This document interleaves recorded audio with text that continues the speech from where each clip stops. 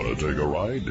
From the high desert and the great American Southwest, exclusively on Sirius XM Radio. This is Dark Matter with your host, Art Bell. Extra. Now, here's Art. I'm never going to get that right. I'm always interrupting him. Extraterrestrial Radio. Good evening, everybody. I am Art Bell. Welcome to all the Dark Riders. Coming up in a moment, John McAfee. Just a couple of quick notes. Ghost Picture Contest, as you know, judging is underway. We've got some really good and really bad ghost photos up there for Halloween, for Spooky Matter. So get up there and judge. You are the judge. The winner gets a free radio and a one-year subscription to Sirius XM. Ghost stories go to me. Little sample of the ghost story and your phone number, please, and we may call you. Send them to artbell at artbell.com. On the website tonight, Scott thinks he's found Planet X, strange creature down in Colombia, really strange. And, of course, the quadcopter ghost, all of that coming up in a moment.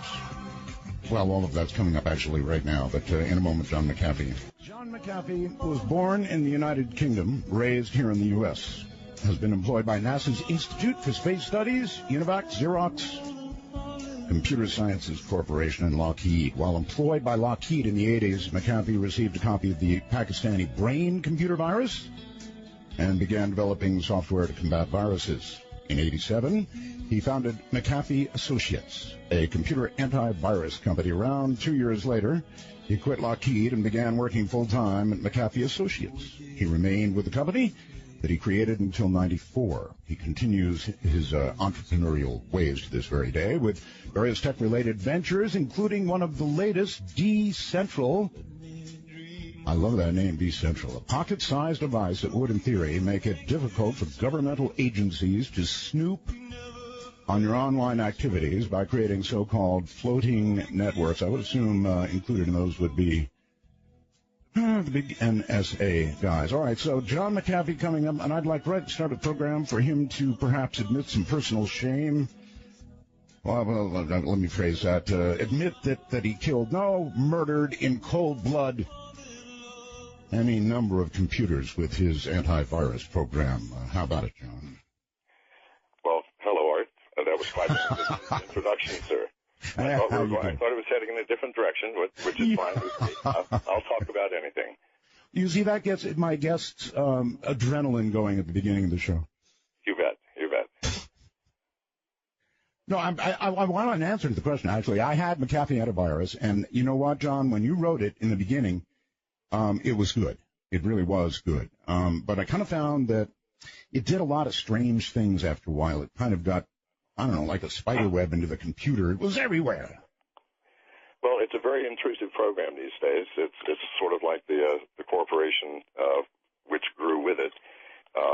Large corporations tend to move slowly, become bureaucratic, take up space, and do very little. So I think that's what happened to the software.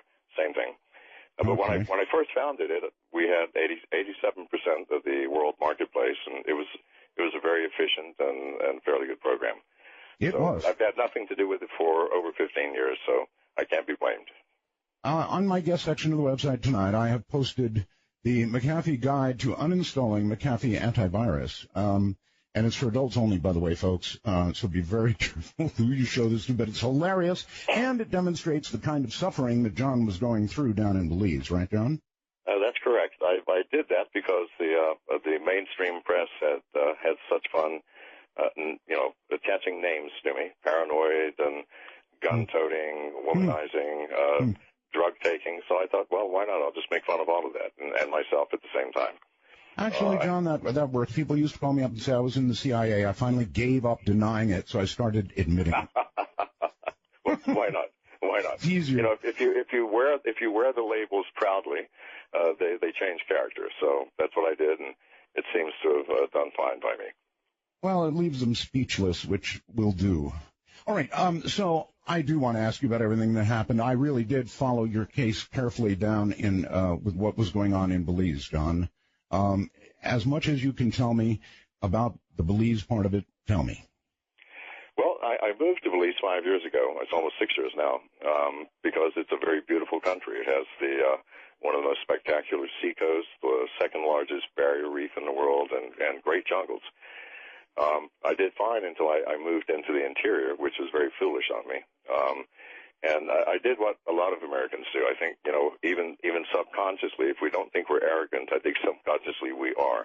And I thought I understood the culture, but believe me, I did not. Many third world countries are based on principles which are alien to us in America. Rule is by fear, and every other negative aspect of government is prevalent and prominent. So I was there for a short period of time, and the local politician came and asked if I would just give him $2 million for his reelection donation. In return, he would give me a whole bunch of land and all sorts of benefits and who knows what. It did not appeal to me. It's how third world, John. It's how third world countries work. I just got back. I'm 68 years old as well, by the way, John. Wow. So we're the same age, and I just came back from living in the Philippines for several years. I'm a permanent resident there. Oh, really? So I do understand, and there the corruption has been the way business is done. As long as you understand that everything has to be greased a little bit, you'll get along fine. But it's a heck of a way to do business. It's alien to me, and I don't understand the principles of it. To me, it's extortion, everything is coerced. And if you don't like it, then you pay the piper. They sent 42. They sent 42 armed soldiers onto my property, shot my dog, destroyed about $500,000 worth of property, handcuffed me in the sun for 14 hours, then left. A week later, a representative came back and asked if I had reconsidered. I said no, and immediately went to the international press, yelling corruption and unfair play. I shouldn't have done that either. That began a war that lasted for 7 months between myself and Belize. And because I had all the international press, they couldn't quite do anything to me. And then my neighbor was killed, and immediately they wanted to question me, along with all of my neighbors. But I knew, because in Belize you can hold someone for 60 days for questioning. If you don't like their answers, you can hold them another 60 and another and another. I would just be in jail forever, and that would silence me, which is what they wanted. Instead, I decided not to be questioned, which in America is a right, by the way. Mm-hmm. That's right. Just say, I want my lawyer, and you're done. Pardon? Just say, I want my lawyer, and you're done. That's right. Say, I want my lawyer. You have the right to remain silent in this country. I did not choose to be questioned. They chose to question me, and I went on the run. So a month and a half later, after hiding for 35 days, I crossed over into Guatemala. How did you get that done? I mean, usually borders are guarded and so forth. Well, it was not easy. They, all the army and all the police had my photo. They had checkpoints everywhere. First of all, I chose a rainy day.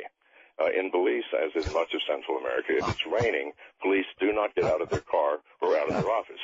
Same in the Philippines. Same thing, right. So I chose a rainy day because I'd been there long enough to know that policemen don't get wet. And I went through 5 checkpoints, and all the police were huddled in their cars and just waving everybody through, including me. I also had arranged for Double to be arrested in Mexico, which slackened the southern border, and I had that was also in the international press. That McAfee so somebody temporarily, if I got this right, somebody temporarily got arrested in southern Mexico, and so then I would assume all of Belize police went north. They went north. So when I finally got to the border, there was simply no one there. Even the Coast Guard was gone. So then I rented a fishing boat, and the fishing boat took me the 25 miles to Livingston in Guatemala, and that's how I escaped. But that wasn't the end of my trials. I was with 2 journalists from Vice magazine who posted a photo of me in Guatemala without taking the location data out. And so the next thing I know, I'm arrested in Guatemala, and with the help of a very good lawyer, was returned to America 7 days later. You faked a heart attack down there, right? I did. It was a tricky situation. What happened is first of all, the political situation between Guatemala and Belize is very subtly sophisticated. The Guatemalans want a seaport. They don't have one. Belize would like to give them a seaport in exchange for all sorts of support. they were about to sign an accord last year. Just a few, I showed up a few weeks before it was to be signed. So the Guatemalans did not want me in the country and really wanted me returned to Belize. My lawyer, who was the ex-attorney general for Guatemala, filed an appeal that was turned down. He was going to file another appeal, but we had 3 hours between the time limit set by the judge to release me into the Belizean custody and his filing of his next whatever lawyers do, in 3 hours in which they could return me to Belize. He said, "I can't do anything. It's in your hands." I said, "I understand." And 10 minutes before noon, I had a heart attack. At 3 o'clock, I felt better, and that was the end. All right, so now you're back home. I do want to ask this. I know you had a home down there. You probably had a lot of money in the bank. You probably had, well, I don't know what you had down there, but a lot, I'm sure. When you went to Belize, did you think that you were going to Belize to live, forevermore, or at least? Actually, I did. I was at the age I thought retiring, settling down, and enjoying life in a warm, sunny place would be fantastic. So I had all of my assets there. I had houses and condos, and it was foolish. Again, old men sometimes turn foolish, no matter how intelligent they appear to be. Is all that lost? Pardon? Is all lost. that? Everything. Of course. I came out with a shirt on my back. Wow. Wow. But here's something I truly believe. I think that money is fairly easy to make. It's hard to hold on to, but easy to make if you do what you love and you put your full heart and mind into it. So, I'm not remotely concerned about my future, and I've given up any hope of collecting anything back from Belize and just continuing my life.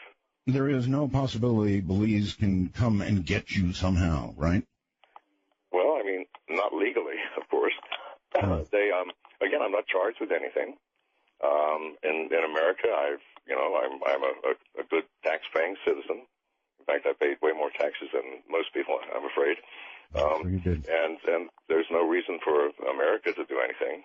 Police is not going to charge me with anything. They have no evidence. And the police continue to say, we have no evidence linking McAfee to the murder. We merely want to question him. Mm-hmm. All right. Do you have any idea? I'm sorry. Do you have any idea who killed your neighbor, John? I really don't. By the way, the assaults on rich foreigners in Belize is not an uncommon thing, by the way. Mm-hmm. It happens all the time. I have no idea. He lived alone, and he was very wealthy. He had no security guards, which if it had been me, I would have had. So it could have been anything, a robbery, who knows? Okay. But I guess your attitude at that point was, look, they want me. They've already come after me. Any excuse at all to get me is what they will use. And so when you found out they wanted to question you, it was, hey, I'm out of here or I'm toast, kind of, right? That was it. And I truly believe that. I believe that to this day, that I would definitely have been toast. I'm not toast. They would have put me in a prison and renewed the questioning order, indefinitely. Again and again. All right. Again and again. Since you're in this business, it is really important, I feel, that I ask you about the NSA snooping that's been revealed. Yes. So, you don't have a radio on in the background, do you, John? That's right. Something. Okay.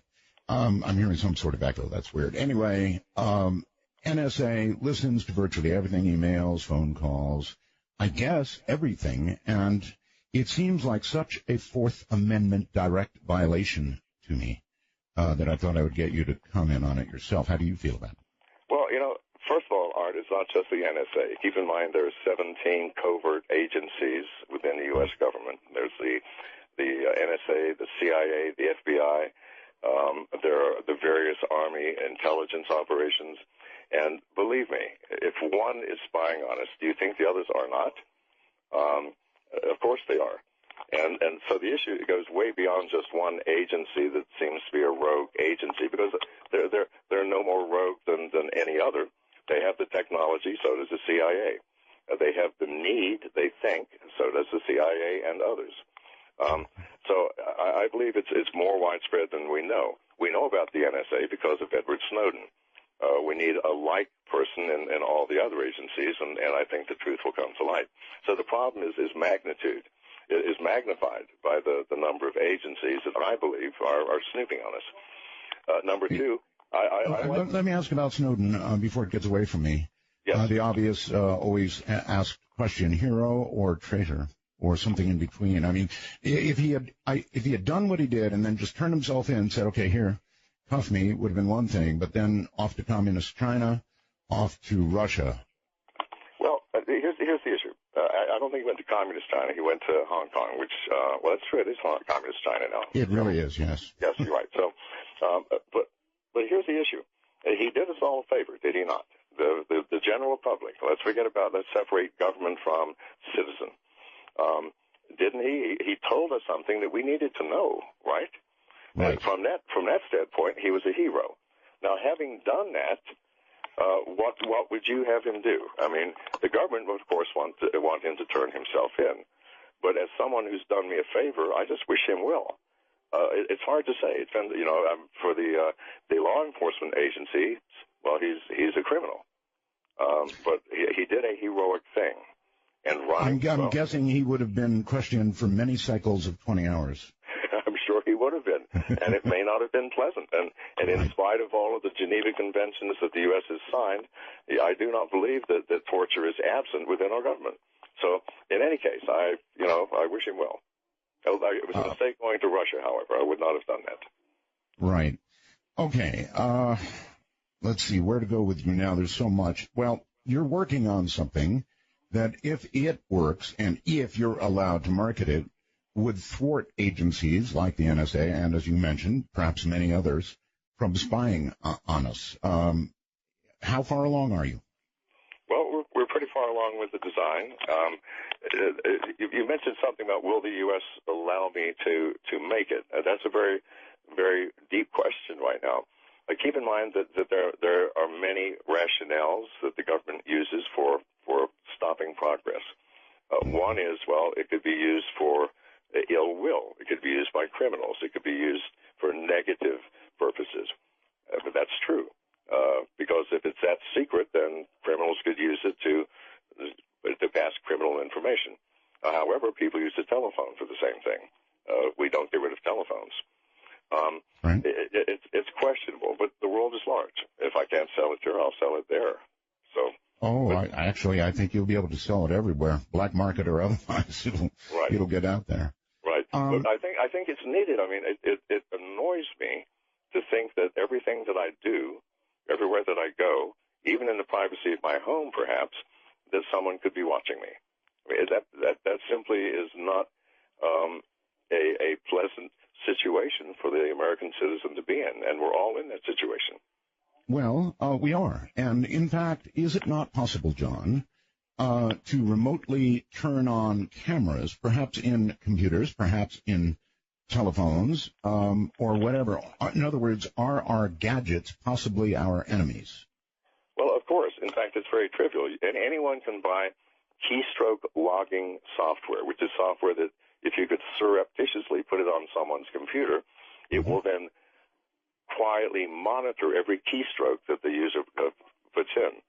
You can also have the camera turned on or the microphone, and then you give it an address, and it will send all that information to you. You can buy that off the shelf. People are not aware of how easy it is to spy. So if we can buy it, then the NSA, the CIA have techniques of putting it into our systems without even coming into our home or coming in contact with us. So yes, and that's a very scary thing. I don't leave my laptop open. For example, I close it when I'm not using it. But many people will leave the laptop open all the time. Here's another thing, Art. If you use, for example, the Bank of America banking application, right? When you agree to terms, you need to read the terms, because one of the terms is the bank says we will use your camera and your telephone services, and you're giving us permission. We do not have to tell you when we're doing it from now on. Now, I understand why for the Bank of America. Let's assume you're doing online banking, and you empty your account, and then you say, oh, it wasn't me. Someone stole my phone. They can say, well, look, it looks like you're here. We have a picture of you. They really can do that, and they are doing that? They are doing it. So check it out. Download the app and check it out. On the Android phone, on every Android phone, the Bank of America app, it specifically, no one reads the terms and conditions. No one. But if you dig into it, it'll say, you give us the right to use your camera at any time we choose, and to use your phone services, meaning they can call in and out anytime we choose, because they have to send the picture to themselves, right? So if you're in bed with some girl, if you're in bed with some girl that you want to impress, and you say, honey, look at this, look at the kind of money I've got socked away in the bank, click. Right. The bank is for sure going, if you're moving money around, it's for sure going to take a photograph. Yeah. You're not going to know it. Wonderful. You know, and it says specifically that we do not have to tell you when we're doing it. Oh, God. And, you know, everybody's first response is, look, I'm not doing anything wrong. If the NSA wants to read my boring crap, well, have at it. Or, for that matter, my picture of the Bank of America is welcome to it. But that's not really a good response, is it? Well, no, of course not. It's not that we have things to hide. It's that we still need privacy. You don't want people sitting in your bedroom while you're making love to your wife or your spouse. No. You don't want people watching when you're giving very heartfelt advice to one of your children about some deep issue in life. I mean, Good Lord, we have to have privacy, and it doesn't matter if we have nothing to hide. Believe me, the people who say that, they're lying to themselves. Everybody has something to hide. They really do. Not because it's illegal or bad, but because it just shouldn't be shared with the world. So I'm sorry, I have to disagree with that. Right. Okay. You had something to hide. Now, you're not hiding it any longer. I guess when you were younger, you were writing software like crazy and dealing drugs, right? Yes, I was. And I'm not hiding that, by the way. No, that's right. You're not. That's what I'm saying. You're not hiding it. I'm aware of it, so obviously you're not hiding it. No, sir. How did you make that work? In other words, well I'll stop right there. How do you make it work? You know, I developed, I think, an extraordinarily high tolerance to drugs and alcohol. You know, I'm Irish and come from a family of drinkers, and drugs were easy to add on to that for myself. It was the age of drugs when I was growing up. I just managed it. You know, I always managed to pull off the jobs. I always managed to actually get ahead and get promoted, and up to the point that it all collapsed. You know, and it took many years for that to happen. When it collapsed, I lost everything: my wife, my friends, my job, my self-respect. It's called hitting bottom. And so, in other words, you've hit bottom a few times now. Well, I think only once, and that was with the drugs and alcohol. Back in what about Belize? That would have to be a bottom. I don't think that was hitting bottom. I was perfectly competent and in my right body and mind the whole time. I basically lost everything. You know, I had a clash with a world government and came out alive. So, you know, I don't think all that hitting bottom. I think that's success on some measure. Okay, well, you're right. What I meant to say is that you've lost you said you lost life and so forth and so on. And I guess you hit bottom with drugs, but you did lose everything in Belize. My goodness, absolutely. House and money. But I did not lose my self-respect or my will or anything else. I'm still working and smiling and doing as I always did. You're right. I lost money and property. It sounds like you're doing what you love, and that's really what counts. I think everybody should. You know, if you do what you love, you will succeed, no matter how that's defined. If you don't do what you love, you're just going to be miserable. All right. Right now, we are probably at risk, John. We have power grids across America. We have things run by computers. Even our stoplights are run by computer. Everything is. There have been movies made about this recently. Terrorists getting control of things here in America and causing a mini Armageddon of sorts. Is that possible in your estimation? Well, absolutely. Keep in mind we're in the age of communication. You don't even have to be present. You can be sitting in Iran. Oh, by the way, the first computer virus was called the Pakistani Braid because it was created by two brothers in Pakistan, a town called Lahore. But in any case, you can be situated anywhere. If you have access to the internet, you can hack into anything that you like if you know how to hack in and you have the correct techniques and the correct software. So, yes, everything, the power grid you mentioned, thousands of computers about the power grid. I'm not sure what the security measures are, but believe me, no matter how tight your security is, there is still the human factor. There's always the chance of a man meeting the right woman who happens to be an agent and falls in love and trusts her, and the next thing you know, she has his passwords and the power grid is down. Or you could just leave a telephone or anything that was something interesting on it, and they, as soon as they pick it up and dial, it's calling home, and you're in again. It's so easy using the human element to hack into systems. Hackers no longer use sophisticated software techniques. It's always the human element. So everything is vulnerable because human beings are not perfect creatures. We all have greed and lust and envy and all the things that allow us to be manipulated by others. Speaking of things that aren't working quite right and hacking, we come to the healthcare website for the president. And there, just in the last day or so, John, there have been reports of hackers getting information from the new healthcare website. Well, I predicted that, and it's very easy to do. As I said, there are no checks and balances to ensure that a website is a legitimate agent or examiner website. So I could set one up, give it a fancy name, and again offer cut rates, and people would log on, give their Social Security numbers, their birth date, all the information a person needs to empty their bank accounts. And it's going to happen more and more often. Keep in mind, very few people have signed up yet for Obamacare. So imagine if millions had done so. That's right. The cost to the consumers in identity theft is going to be many, many times the savings of Obamacare or the cost of implementing that system. How hard, in your estimation, is this going to be to fix, John? Well, it depends on what you mean fix.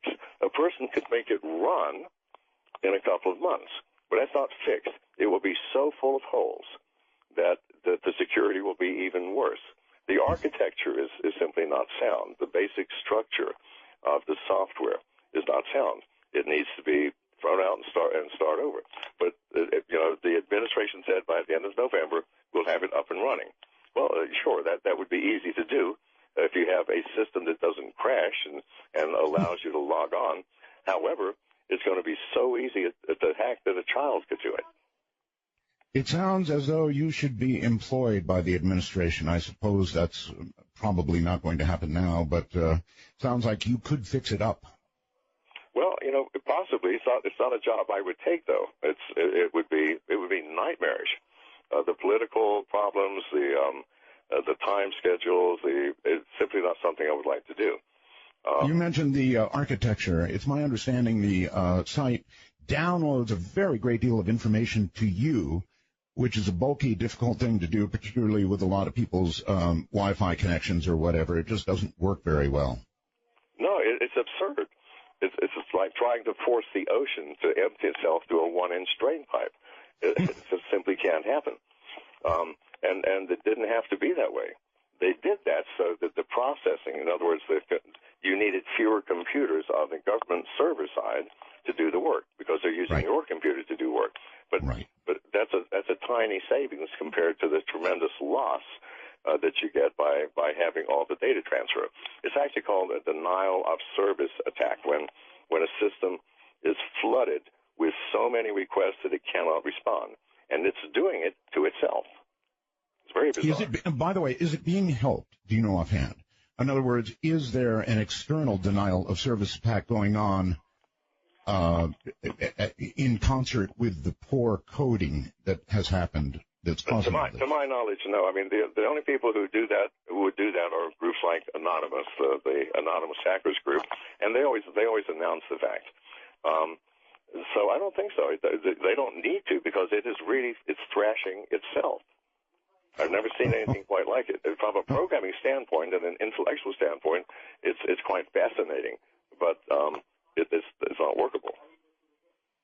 Well, we certainly live in a new day and age now. I marvel at it all the time. And I wonder if it's a good day and age. In other words, we are so consumed by our computers, I've got a, iPhone 5 on my side, and you can spend an awful lot of time in them. It seems to me people are spending so much time with them, John, that there is very little personal, social interaction going on. Well, there's almost none, Art. If you look at husbands and wives, that when they're eating, they're not looking at each other; they're looking at their cell phones.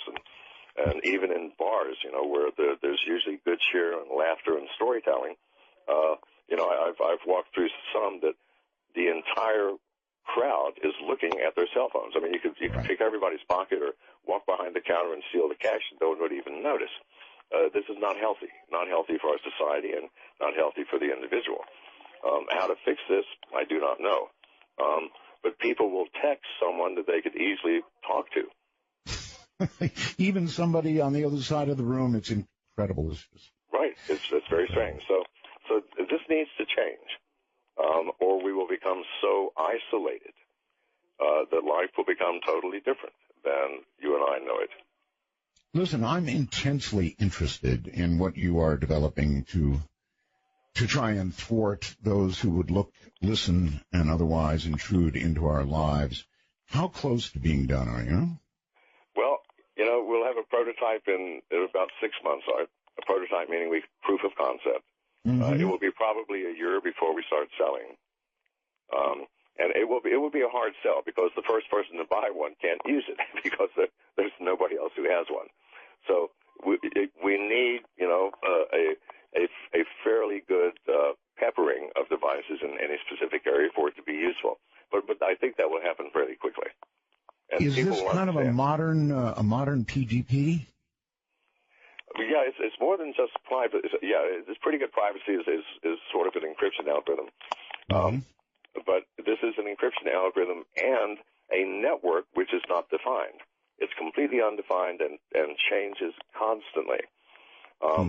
And so the file transfers, the data transfers cannot be traced. You don't know where a file came from. You don't know who got the file that you put in your public space. If you do send an email to someone, if like you want to send a juicy email to your spouse or your lover, no one can ever read it because no one knows where it came from or where it's going to. It's a very unique system. You got on the wrong side of the Belize authorities. It seems to me this device is just bound to get you on the wrong side of the authorities here. Well, not by actually building it. I mean, unless they say you can't build it, and if you do, we're going to put you in jail. I mean, it will tick a lot of people off, Art. Of course, it's going to tick off the music industry and the movie industry, and certainly the covert agencies within the government. But what can they do other than audit me every year? And they will. That's unpleasant. I know. I've had that happen. So, but when you get to our age, John, at some certain point you say, "Bring it on." Right. That's my attitude now. Bring it on. It'll make my life interesting in my declining years, at least. So, yes. There you have it. Well, at least here, John, you remember you can say, "I want a lawyer." Right? Hold tight. We'll be right back. We've got one more segment to do. John McAfee is my guest. I'm sure you've seen a lot about John or read about him. Fascinating stuff. Fascinating guy. We'll be right back.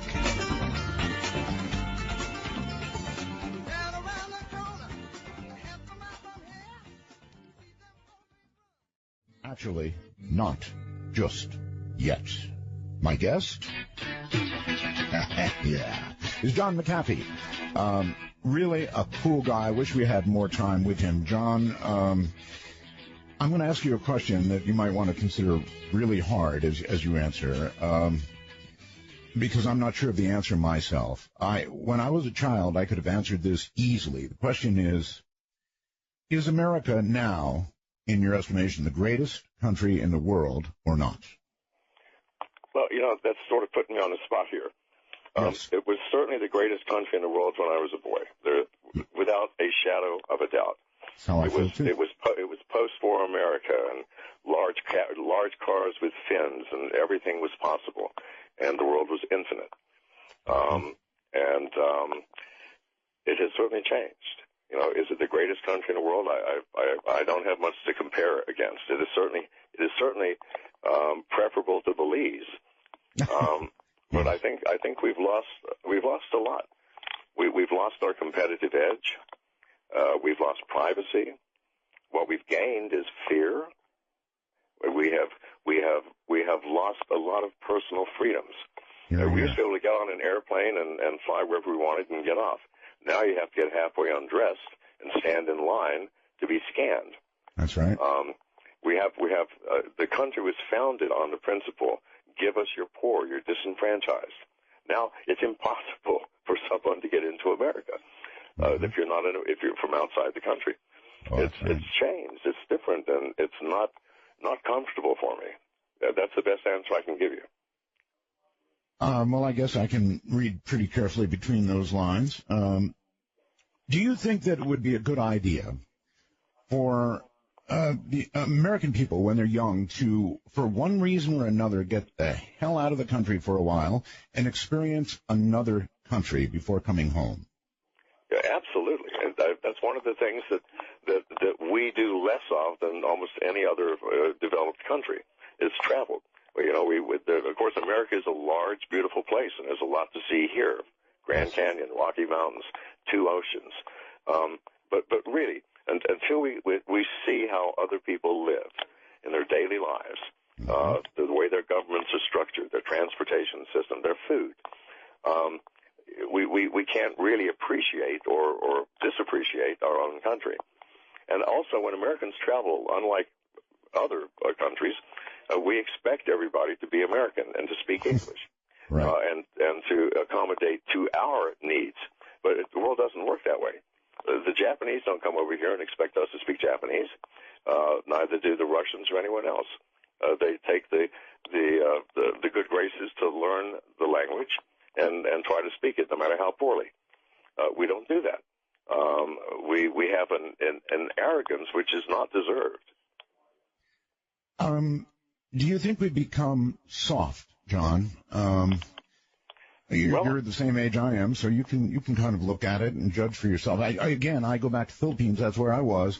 Those people can be completely flooded. Their families are waist deep or neck deep in water. And, John, when the cameras come around, to show the terrible tragedy, they smile and wave at the camera. They're happy people no matter what. Because they're still alive. They're still breathing. They understand the value of that. Well, here, in America, if you're online in a chat room and someone types something unpleasant to you, you might complain about it for hours. I mean, that's the difference here. We have had life too good, too plentiful, too cushy for too long, and it can't last forever. And so I think we are unprepared as a society for the real world as it is experienced by other people, like the Philippines, any third world country. The poverty, I've never been to the Philippines, but in Belize and Central America, poverty is endemic. There's not a child below the middle class that has not suffered hunger at some point in their life, even to the point of losing their hair. Very common. That doesn't happen in America. Nobody goes hungry here, really. Even the street people, we throw away food from restaurants that would feed an army. So we've had it too good, and I think a healthy dose of reality is in store for us. Well, John, we recently got very close to default in this country. They weren't crazy enough to let it happen yet, but it could happen in the future. And I realized that about half the American people get a check every month from the government. And if we did go to default and all those checks were to stop, all the Social Security checks, all the helping you one way or the other checks, the disability checks, the you name it checks, if they all stopped, I wonder how long things would remain civil. What do you think, John? Well, I don't think it would remain civil for long, and I think the incivility would be extreme. I think that there would be an uprising of the first magnitude. But, here's another thing about default. It's not just the fact that half of us are supporting the other half, and then both of us are supporting the government, which is rapidly becoming the other half. It's the fact that what do we produce anymore that people really want? We used to produce steel. Everything of value in the world was produced in America. Now, who makes your computer? Mostly we produce information. That's it, information. Well, information, you can't eat it, and it won't drive you to the store, and it will not keep the rain off your head, which is what life ultimately boils down to when the shit hits the fan, if you excuse my vernacular.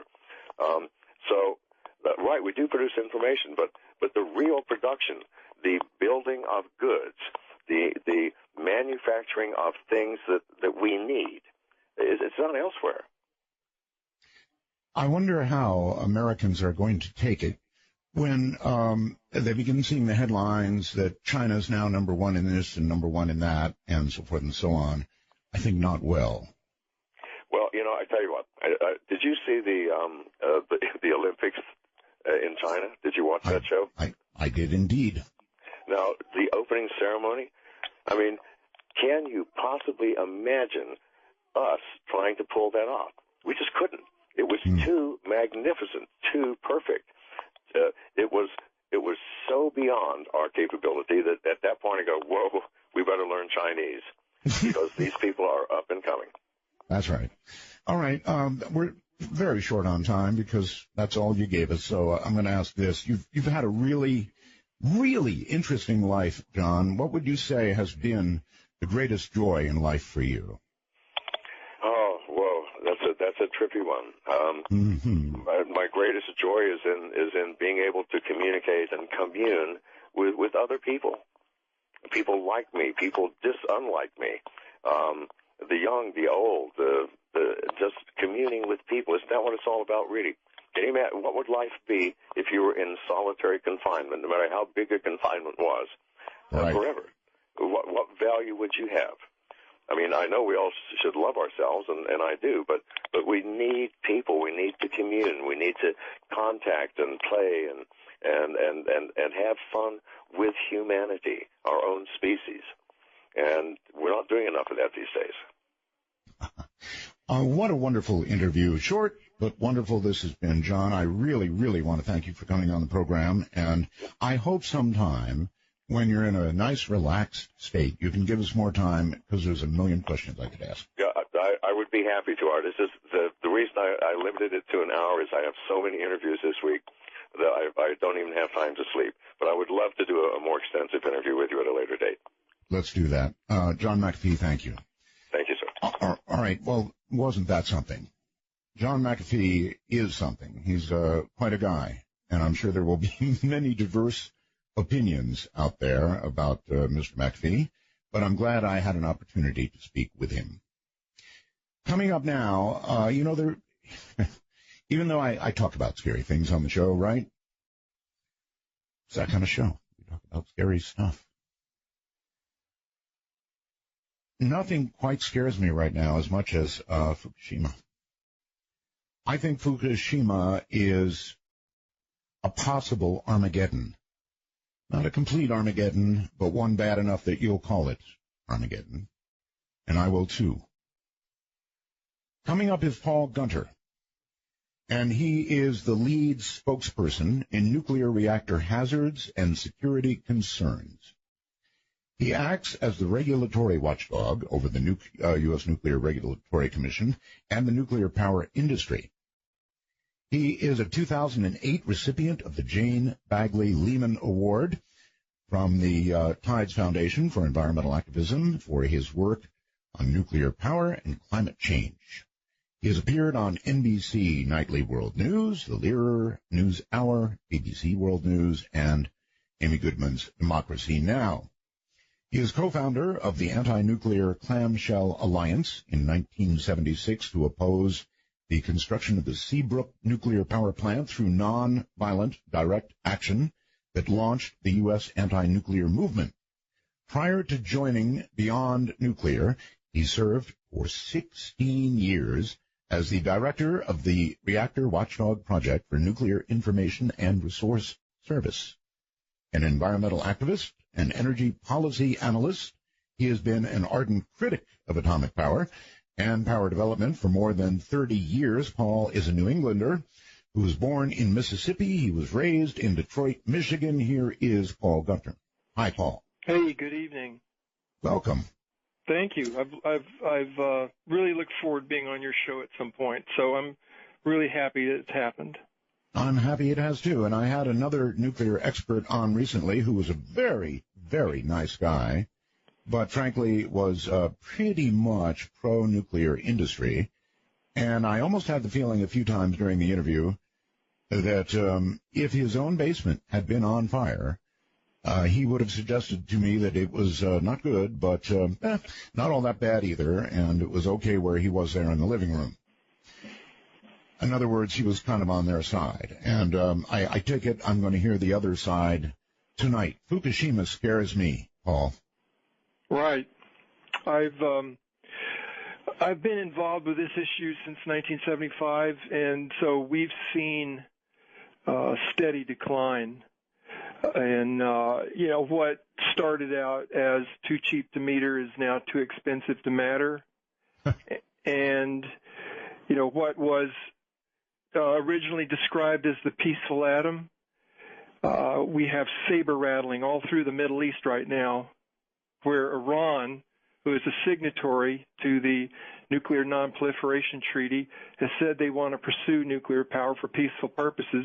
But everybody knows that uranium is the flip side of a coin, where on one side it's nuclear power and the other side it's nuclear weapons. They are inextricably linked. If you spread nuclear power globally, you proliferate nuclear weapons. That's the basics.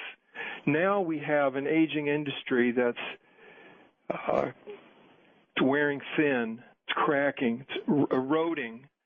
Fukushima was 40 years old when an extraordinary event happened. On March 11th, 2011, at 2:46 p.m., 80 miles off the shore of Japan, we had a tremendous earthquake, 9 magnitude. And the first shock wave was traveling at 3 to 4 miles per minute. Mm-hmm. And really that's the primary wave of an earthquake. But there was actually even a quicker wave that preceded it that was picked up on the coast of Japan 8 seconds after the earthquake started. And then we had the secondary wave moving at half that speed, 1.5 to miles per minute. But it eventually got to Fukushima and the coast of Japan in a very violent shock wave that crumbled buildings, and I think most importantly it toppled electrical lines along the coast that provide 100% of the power for all safety systems at the 6 units that were there at Fukushima Daiichi, which is a 1960s vintage. These are the Model Ts of the nuclear age. Some of the first reactors, certainly the oldest reactors operating today. We've got 23 of these Fukushima-style reactors operating here in the United States that are practically identical. And then there's 8 others that are very close. So we have about 31 of these, what they're called General Electric Mark I boiling water reactors, and a Mark II for this other design. But we've known since 1972 that if these reactors were subjected to a severe accident, that the containment would fail. Originally it was the Atomic Energy Commission in a letter in September of 1972 from Dr. Stephen Anauer, who is a senior safety advisor to the Atomic Energy Commission. And he said then that these GE reactors, like Fukushima, like Oyster Creek up in New Jersey, like Dresden in Illinois, they're all over the place.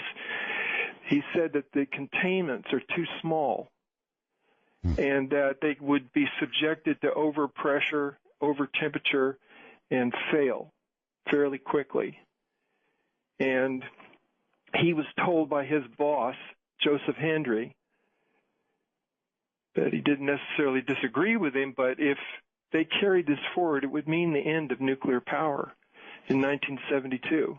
These are all these are documents that are from the Atomic Energy Commission. I mean, this is the conversation that was going on then, and Dr. Hanauer told his boss, we should stop building these things and we should discourage the use of these GE reactors.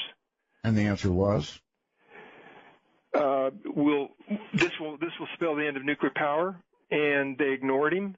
And the United States went on to build 16 more of these GE Mark I reactors and the 8 Mark II reactors. And, of course, that's right around this time is when Fukushima, when Tokyo Electric Power Company started to build its own set of GE boiling water reactors there at Fukushima Daiichi. There are 5 of these Mark I's and 1 Mark II, 6 units there.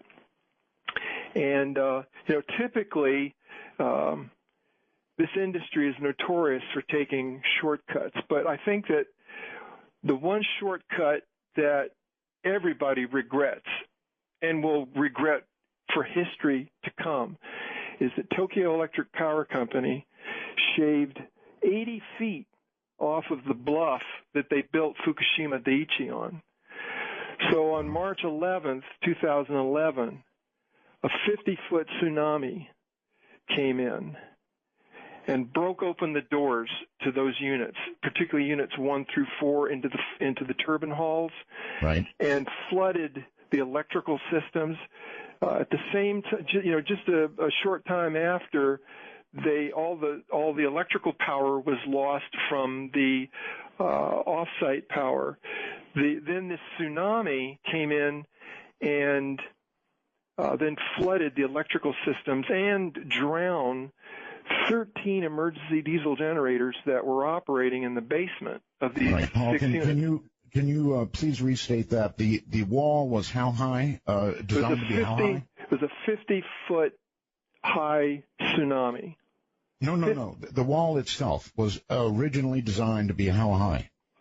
It's built. Fukushima Daiichi is built on a bluff.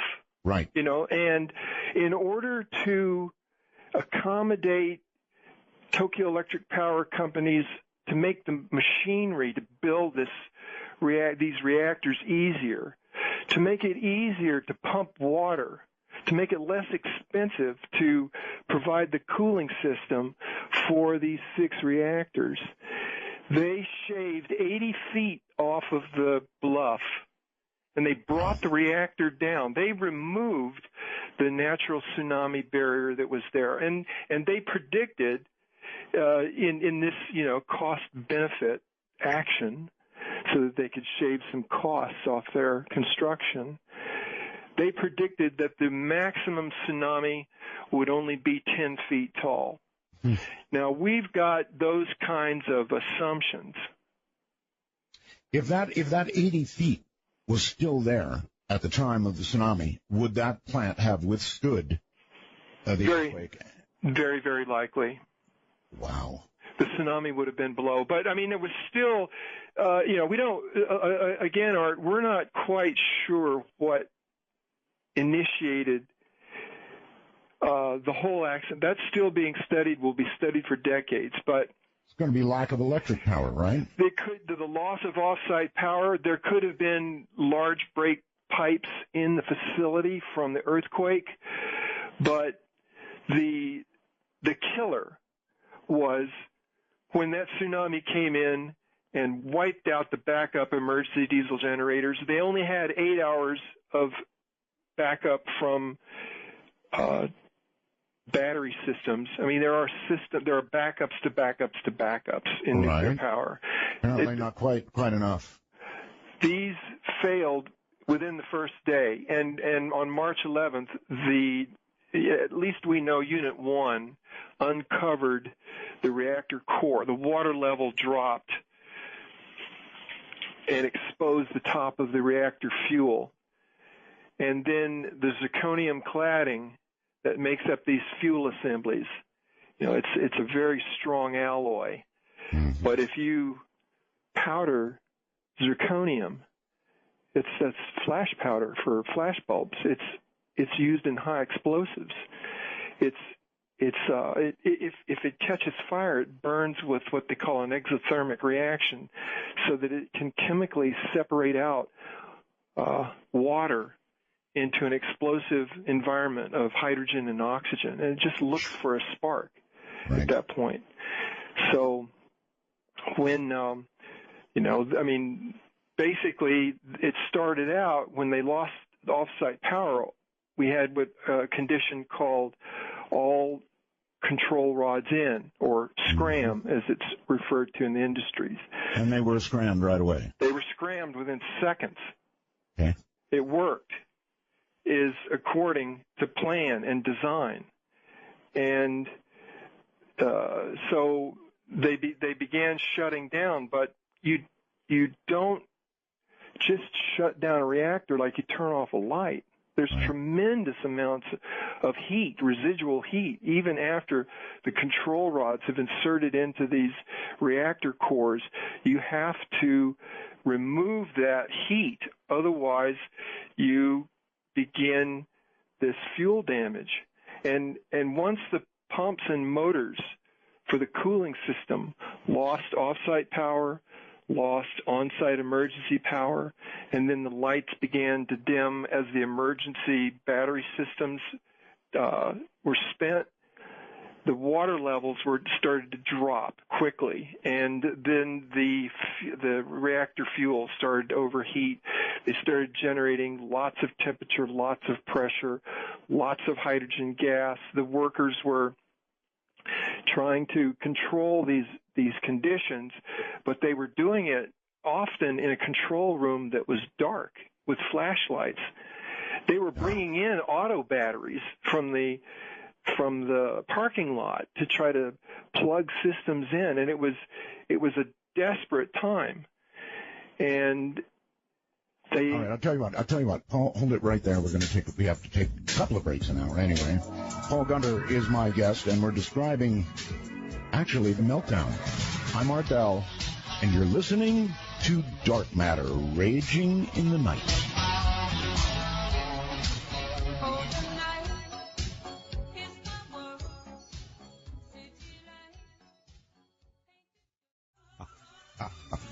Oh, sometimes the music just says it all, doesn't it?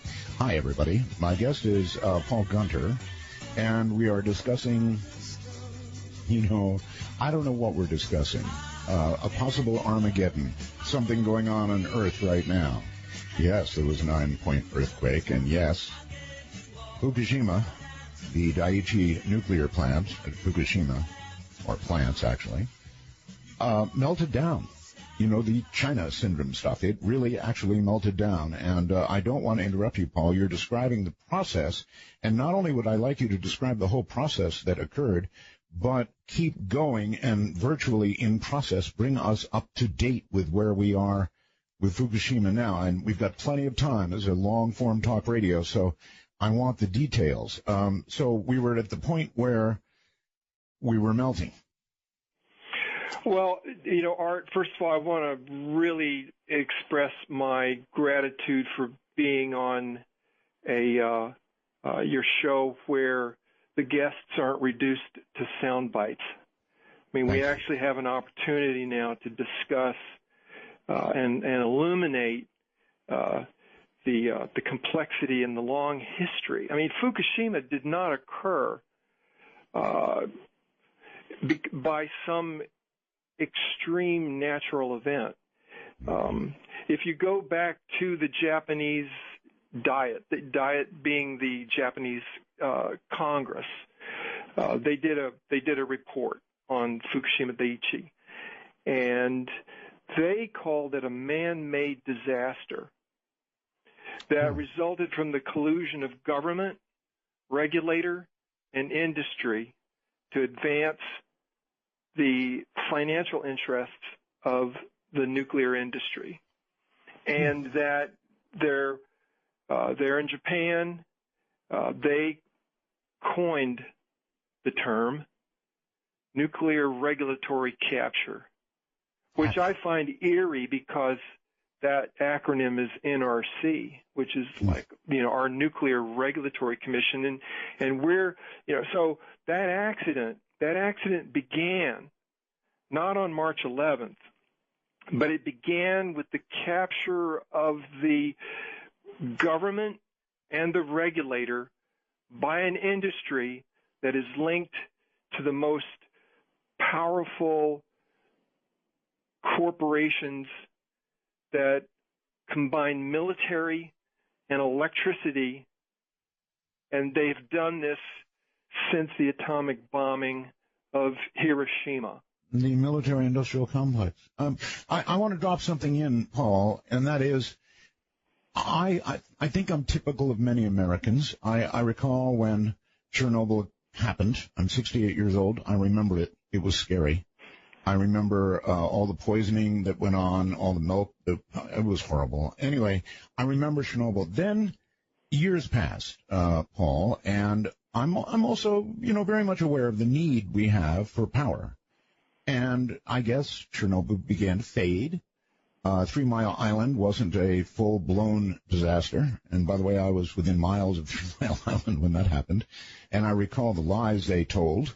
And they did. Boy, they lied their butts off about 3 Mile Island. Anyway, Chernobyl began to fade in my memory, and I think in the memory of many Americans. And after all, it was a single containment, they said, and the Russians didn't do it very well, they said. And so, that kind of thing just can't happen elsewhere because, well, we build safe plants, and so it just can't happen. Well, sure did get a wake-up call here recently with Fukushima. Anyway, here we are, and the fuel is beginning to melt. There's no water to circulate because we don't have any power to make the water circulate. So this melting begins, right? Right. And again, the melting, while the fuel is the uranium, this enriched uranium, is overheating from the fissioning process that's now lost its cooling capability. It's also generating this explosive environment of hydrogen gas and oxygen. And that's, let me just back up for 1 second, though, because I was called into the studio of CNN in Washington, D.C. on March 11th. While this was happening, while the fuel is overheating and starting to melt, I get a call from a producer at CNN that says, "Come on in, we want you to talk about the Fukushima Daiichi accident and what you're concerned about." And they got me into this little studio with Jean Meserve. It was a studio no bigger than a closet, and I've got this camera in my face, and she says, "Look, just in your simplest terms, tell us what you're concerned about." Right. And if you go to that archive from March 11th on CNN Situation Room with Wolf Blitzer, you see me cut in to say, well, our concern is that this reactor could literally blow its roof off. And it wasn't that I was a psychic or precognizant or anything. It was that we knew that this reactor was never designed for a severe accident, no matter what they tell you. And sure enough, at 3:36 the next day, Unit 1 exploded. Right. Hydrogen, right? It was a hydrogen. It was, the actual containment system for the Mark I is it's what they call a pressure suppression system. It's 1/6 the size of the 3 Mile Island containment. So it's a fraction of the volume, but they fill it. It's an inverted light bulb structure of steel, 1.5 inches thick. The reactor vessel sits inside that inverted light bulb. Then there are sets of large diameter pipes that run off that what's called the dry well, that inverted light bulb structure. It's 90 feet tall. These large diameter pipes then run into an 18-foot diameter donut shape that's filled with 1 million gallons of water. And all that steam and heat and pressure is driven from the reactor pressure vessel and vented into the dry well and then driven into this wet well, this 1 million gallon full donut shape. And there the pressure and the steam are supposed to be quenched and contained. It's a containment. That's what they call it. But we knew that it would never do this. So they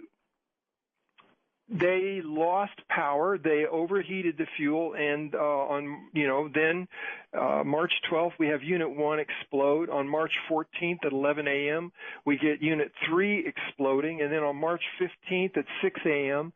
Unit 2 explodes, and then 20 minutes later Unit 4 explodes. Right. From these hydrogen gas generations. I mean, the radiation now is just rising quickly. There are areas of that plant where if you were there a few hours, you're dead. And we've actually got transcript from the U.S. Nuclear Regulatory Commission from their meetings in July of 2011 in their review, where they identified that fuel fragments 2 inches long were found more than a mile away from from that reactor site. So we had more than just hydrogen gas. We had core material ejected from those, or one of those reactors, one or more of those reactors. You also got to understand that this GE design situates its nuclear waste from the reactor core in a pool that sits above the reactor containment system. So it's above and outside. Unit 4 had about 400 tons of high-level nuclear waste, essentially irradiated nuclear fuel that was sitting in a pool that literally in the reactor building's attic. Mm-hmm. It's my understanding, Paul, that with regard to number 4, they're about to embark on attempting to lift these fuel rods out of the location they're in now with, I guess, some kind of crane apparatus or something, and actually remove them. And there are how many pounds or tons of rods up there? About 400 tons. 400 tons. Yeah. My God. It's also my understanding, Paul, that if this has to be done by hand. In other words, computers and automated stuff can't do it. It's going to have to be a human operation. You can't remove the human touch, and likewise, you can't remove human error from these kinds of operations. The explosion at Unit 4 wrecked the heavy load crane that was there for moving the fuel out of the reactor vessel into the pool and moving new fuel out of the pool into the reactor vessel. That's the purpose of, the elevated storage pond is there to accommodate smooth functioning, to maintain the operation of the reactor. So it's the shortest distance between 2 points through a fuel channel. Mm-hmm. And but the explosion blew the top off the reactor, mm-hmm. and it wrecked the heavy load crane, which fell onto the top. So right now, starting in November, we've probably got the most dangerous game of pickup sticks that's ever been played or contemplated. Yes. These ones being radioactive. And also the explosion may very well have damaged some of the fuel. Oh, yes. And also, the array could be askew. Is it true, Paul, that if one of these or many of these are exposed to the air, they could well catch fire and worse? Is that correct? Yes. Okay. That's the concern. Yes, if what's holding these rods right now were to collapse, and I'm hearing that that is a possibility, they're considering that collapse. If that collapse occurred, Paul, what would be the result? I hesitate to even spell it out. Please do. These are, again, we're talking about not just a single unit. We're talking about 6 units. We're talking about a common pool there on the site for all 6 units. Mm-hmm. So there's a tremendous this is a very old nuclear power plant. There's lots of nuclear waste we've got 3 reactors. The cores have left the vessel. They burned through the bottom of the vessel. We don't really know where they are because the radioactive environment even fries robots that TEPCO's been trying to send in there. Really? So I had not heard that. Yep. They have been sending very innovative robotic machinery, sensors in there to get a picture, to get a reading, and these things don't return. I mean, we have opened a door to hell that cannot be easily closed, if ever. And this is, so we've got those 3 cores that are melting. They could be somewhere in the concrete base mat, burning their way through. They could have already burned through and entered into the ground. They hopefully have formed a huge solid elephant foot of highly radioactive material that's cooled down in there, but we don't know. You mean, Paul, I'm sorry to interrupt. You mean that even with robotic help, they don't know where the cores are? Correct. So we've got 3 molten cores that we don't have a status report on. We've also got in all 6 of these reactors, 5 and 6, by the way, they were on higher ground. They also managed to keep one of the emergency diesel generators above the tsunami, and so we didn't have accidents at 5 and 6, but we've still got lots of nuclear waste there. The concern is that if we have another severe earthquake, we just had a 7.3 earthquake there the other day, Friday. Yeah. But the potential is there for another, and that was a moderate earthquake. There was no damage, but we were on pins and needles. But if we get another 9, for example, reactor unit 4, not only did the explosion remove the roof, but the building is leaning.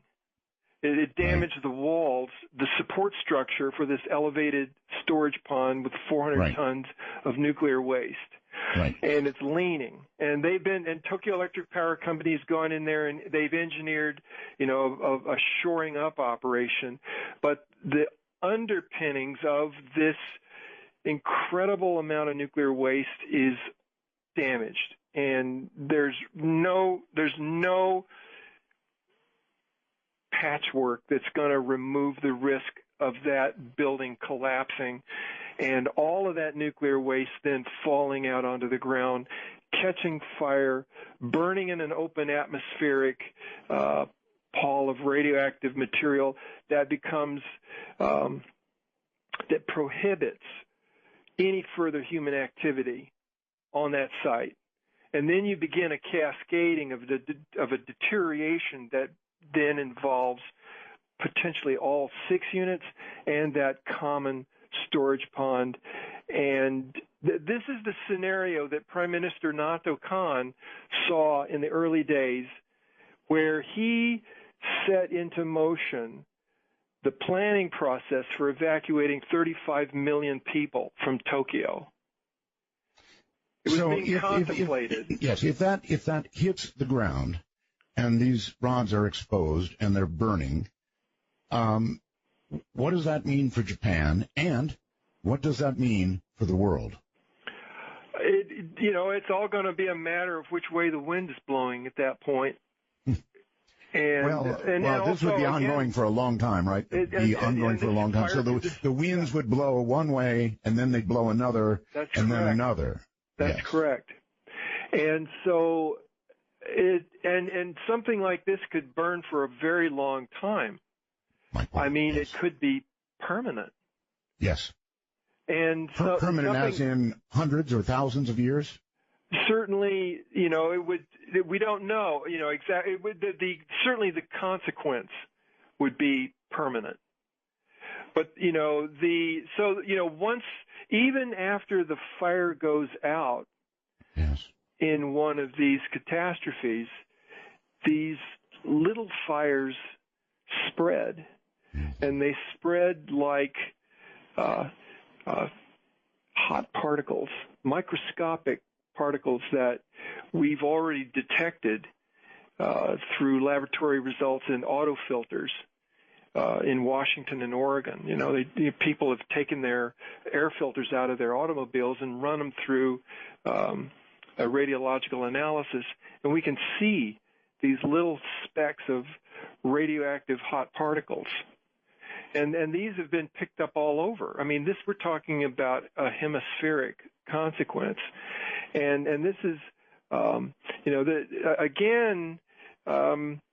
we could see this catastrophe reignite, and then burn. And that's just the atmospheric part.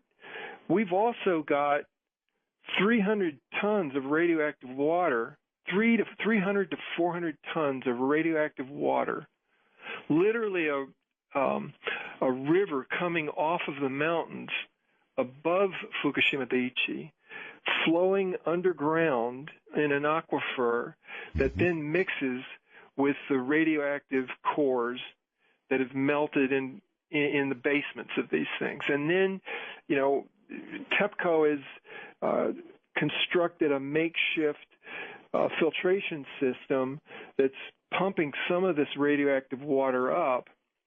They're also trying to pump water up out of the ground before it gets to the site where it gets contaminated. But we still have, right now, today, more than 1,000 tanks filled with tremendous amounts of radioactive water. It's like the Sorcerer's Apprentice in megafold.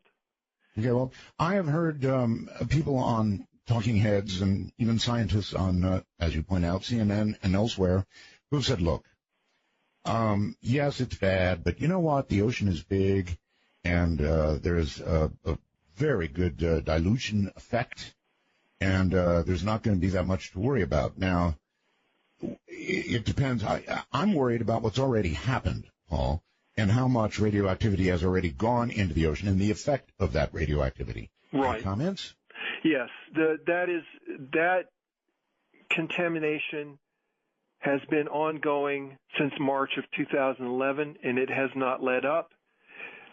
We have a constant flow of radioactive water going into the Pacific Ocean there, and it is then mixing with currents.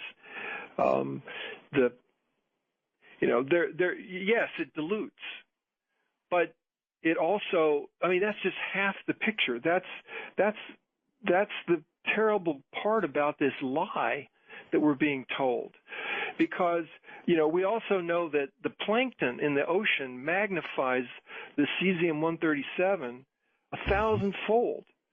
And then the little fish come along and they eat the plankton, and then they magnify the cesium in their body, and then the bigger fish come along and they eat the the little fish, and so it moves up the food chain. So where now you've got Stanford University and Stony Brook now confirming that bluefin tuna that spawn off the coast of Fukushima are part, and then they migrate over the northern Pacific to the west coast to California, where they become sport fish, and they feed in the waters off the coast.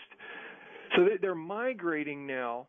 This is their second migration from the waters off the coast of Fukushima, where they've been feeding on radioactive and material that's biomagnifying up through the food chain. Cesium-137 mimics potassium, so it goes right to the muscle tissue. Cesium-137 has a half-life of 30 years. 30 years. And you expect a biological hazard anywhere from 10 to 20 half-lives. So this accident has introduced a biocide, into the environment that has an effect that represents an effective hazard for 300 to 600 years. And we're adding to it every day, right? There are the routine releases. They're small, but they're cumulative. This again is they originally were pouring water over these reactors, probably right over the open cores, I would imagine. Yeah. In trying to keep it cool, trying to keep the bigger disaster. They're still doing that. Yeah, that's right. And so where's all that water going? Well, they're storing some of it. They started storing some of it, but in the beginning, that water was just washing right into the Pacific, was it not? Yes. It was. And but they still have these tanks leaking now. Hold on. I know. Paul Gunter is my guest. We're talking about Fukushima. Oof.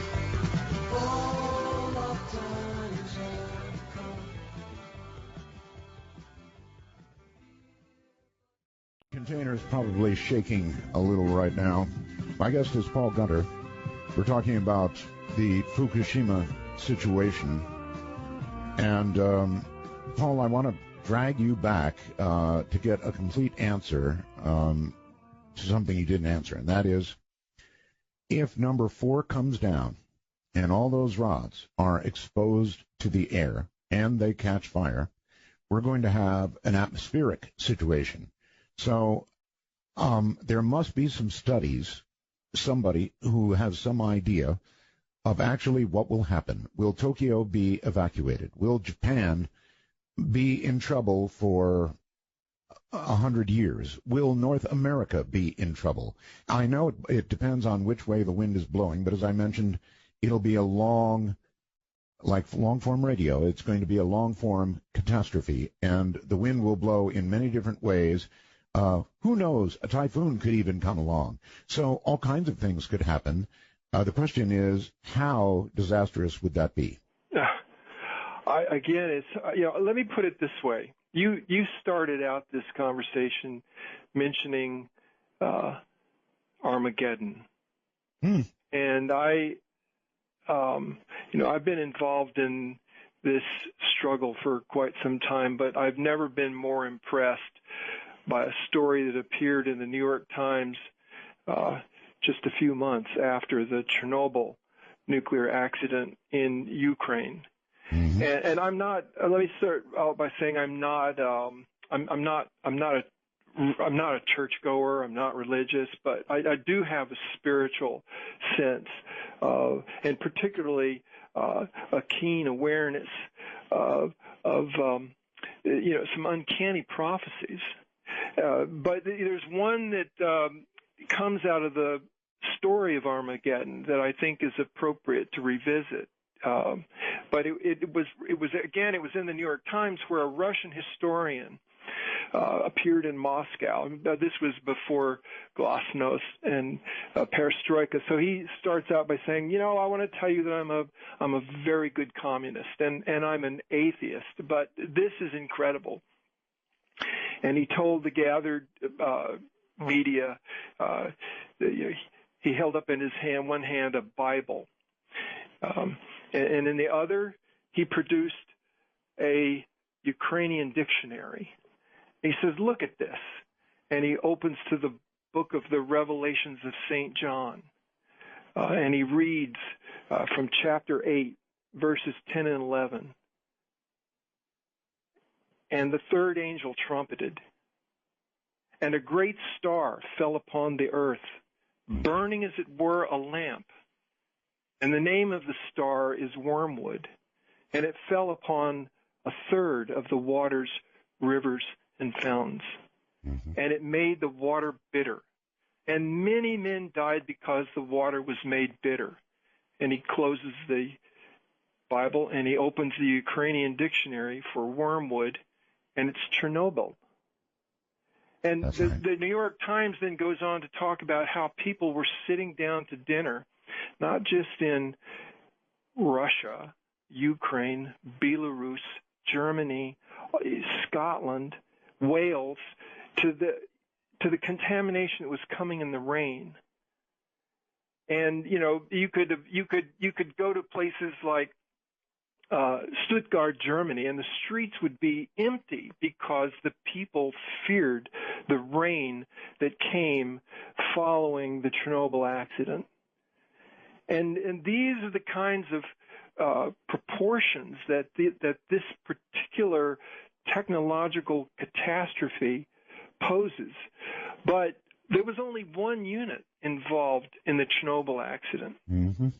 We've got four that are destroyed right now. It's wreckage. There's no containment. They're leaning. It could collapse and reignite, and then in a cascade of events, we could see certainly tens of millions of people most immediately affected, and then depending on the fire, the intensity, it could be lofted very high, even into the jet stream, and then that would circulate. Oh yes. And it would precipitate. It would be fallout, and it would linger, and there's no cleanup. Maybe you can give me a comparison between Chernobyl as it ended up. It's got the big sarcophagus over it, and what we've got going on in Fukushima. Should number 4 fail, the building fail, and these things come tumbling down, either through natural disaster or through a man-made disaster, as they try and pick each one of these things up. I can't even imagine that. But worst case scenario, we've got a fire, we've got atmospheric pollution. How bad? Well, again, it contaminates the food chain. People might. I can't say that we would see prompt fatalities here in the United States. I wouldn't expect that. Right. There might very well be prompt fatalities in Japan. Because I was going to say, let us begin with Japan. What would the level of catastrophe be there? It certainly could. People would experience things like spontaneous abortions. This is all clinical evidence, from the study of the effects of radiation on the biology. And doses could get high enough that people on site would either die or be on a suicide mission to return to that site to do any work. That's certainly a concern. This is our major concern, that it would exclude all future human interaction with the disaster. What about Tokyo? What about Tokyo? Again, we've already seen Prime Minister Nato Kan effectively begin the evacuation of Tokyo. That was part of the plan. that as the disaster began to continue to unfold, following the explosions, which, by the way, contaminated the U.S. 7th Fleet. That was 150 miles off the coast of Japan with the radioactivity from those explosions and the breaches of containment. And then, but there are these, without question, the clinical evidence is that radiation causes cancer, causes birth defects, causes genetic mutation, causes spontaneous abortion. It causes heart disease. It causes immune deficiency. It causes failure to thrive. This is all evidenced in clinical studies.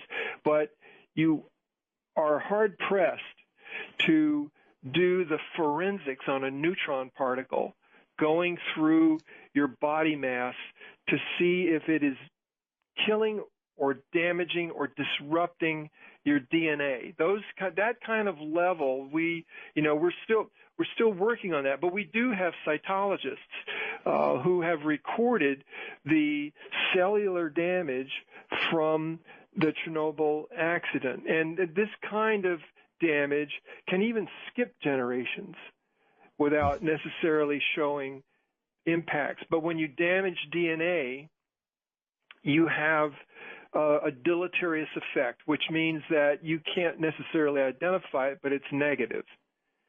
It's not good for you. That's why we have housing codes that require radon measurements in your basement. But when you're talking about hemispheric fallout, this is going to have, very widespread land contamination and generational impacts. Mm-hmm. What could they do? I mean, if number 4 went, they became exposed, they started to burn, what kind of response would even be possible? Well, what we saw at Chernobyl were these, the mobilization of the military to drop lead and concrete and graphite, onto onto the Chernobyl Unit 4, into the open, the building that was gone, into Correct. that fire. A lot of the pilots, these were where some of the prompt fatalities did occur from Chernobyl. Those firefighters, those helicopter pilots that basically looked to close the door on hell. This would be one of the scenarios that we would see probably come into play again if Unit 4 topples. But again, even then, even with those operations, we've still got food restrictions more than 2,000 miles away on lamb in Scotland and Wales. And, they graze upon the spring grass that brings up cesium-137, this 300 to 600 year biological hazard, comes up every year. Comes into the ewe's milk. The lamb concentrates the cesium-137, and the meat is unfit for human consumption because it's too radioactive. But you're talking about tea from Turkey. We just had an event recorded last week. Blueberry preserves that you can get on the market here in the United States that were from Bulgaria, contaminated with cesium-137 from the Chernobyl accident in 1986 that got picked up in a radiological survey in Japan. So we still have, the lingering biological hazard that according to the National Institute of Health, a recent study that they've put out is that cancer incidence for particularly thyroid cancer it's still going up. It's not declining from the Chernobyl accident. Mm-hmm. So these are all early indicators. But again, the nuclear industry would like you to believe that only 35 firefighters died. That's their study. And so we do have this war of credibility going on right now, where studies are used to obfuscate, or as the industry would say, those other studies are used by fear mongers. But well, I don't want to be that, but I do recognize the terrible situation in Fukushima. And if number 4 goes, I mean, after all, the building is leaning, it's sinking. There's every possibility that what I'm talking about could happen. Yes. If it did, Paul, if it did, perhaps you could give us an idea of scale. Would it be worse than Chernobyl? It could very well dwarf Chernobyl. Dwarf it because it would involve multiple meltdowns, and more particularly, again, the scenario that we see and are concerned with is radioactive contamination that first precludes human intervention at Fukushima Daiichi, and then 30 miles down closer to Tokyo, you've got Fukushima Daini. Mm-hmm. And if the concentrations of fallout then spread down the coast to Fukushima Daini, then you have exclusion zones where human activity is restricted, and if the ground shine is high enough, if you're getting enough gamma radiation out of it that it would preclude human entry, this is the domino theory that prompted Nato Kan to begin thinking about evacuating 35 million people from Tokyo. Unimaginable. But this would be a catastrophe that would remind me of On the Beach. Oh, On the Beach. Yes, I recall. Nuclear war. Vividly On the Beach. I mean, Fukushima is on the beach. It certainly is. And Fukushima could be everywhere. It's right on the beach. And yes, indeed, it could be everywhere. In fact, when that earthquake occurred, I was in the Philippines, living in the Philippines. And we thought, oh, God, the fish are going to be not edible. And it's going to get to us first. But in fact, if you look at what happens from Japan, the air movement and the ocean movement move things toward North America, correct? Yes. So this is so horrible that it's actually hard to talk about. I try to be an optimist about this. I'm concerned though because of the institutionalized lying that comes out of this industry. Let's talk about that a little bit, Paul, because if you look back at Chernobyl, you look at 3 Mile Island, you look at any nuclear accident that has occurred, it is always surrounded by almost like a dome of lies that go around any nuclear incident. Why is that? What we've seen, and I've been through a few of these from the catbird seat, that when they lose control of the reaction in these nuclear power plants, they seek to control the information. So when the radiation, their primary concern is after they've lost containment of radiation is to not let the truth out, to not let information out. We see information lag. 3 Mile Island, March 28th, 1979. The plant experiences loss of coolant, core damage, but it's not until days later that Governor Thornburg advises pregnant women and children, maybe you ought to get out of the area for 5 miles around this plant.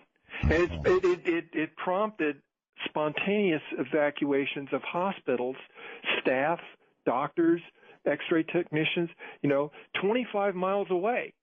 They spontaneously evacuated on an advisory for children and pregnant women to leave. But that didn't come until days later. Following the Chernobyl accident, it wasn't the Soviet Union that notified the world. It was a Swedish nuclear power plant that picked up a radioactive cloud that registered on its radiological monitoring equipment. But they knew, and they were sophisticated enough to know that it wasn't their radioactive signature. And so they traced it back, and finally the truth came out. But, Moscow let the May Day parades proceed in the open streets of Kiev to hold back the truth of the explosion and meltdown that was and is today poisoning the Dnieper River that runs right through Kiev. And the same is true for Fukushima Daiichi. The information, we can't tell if they're simply inept or if it's deliberate obfuscation. But it is a pattern that eventually the truth will out. It's institutionalized lying by the nuclear industry that first told you that it was a peaceful atom. As the fallout fell on St. George, Utah from nuclear weapons testing. We knew, but there are documents. We've got documents now from 1952. The peaceful atom got floated out in 1954 by President Dwight D. Eisenhower. But in 1952, the Atomic Energy Commission, in papers with Dow, Monsanto, Detroit Edison, Union Carbide, floated a proposal for dual-purpose reactors where they said that it was time for corporate business America to merge with the national security interests to produce plutonium for nuclear weapons and use the heat to co-generate electricity. That's what the Atomic Energy Commission and these joint white papers concluded, that it could happen. But there were a lot of problems. Nobody could get insured to do this kind of work. So they had to concoct the Price-Anderson Act to make the taxpayer liable for if that impossible accident were to happen. But it certainly wasn't so impossible that not one reactor would have been constructed had not they received assurance that they would not be liable for the catastrophe.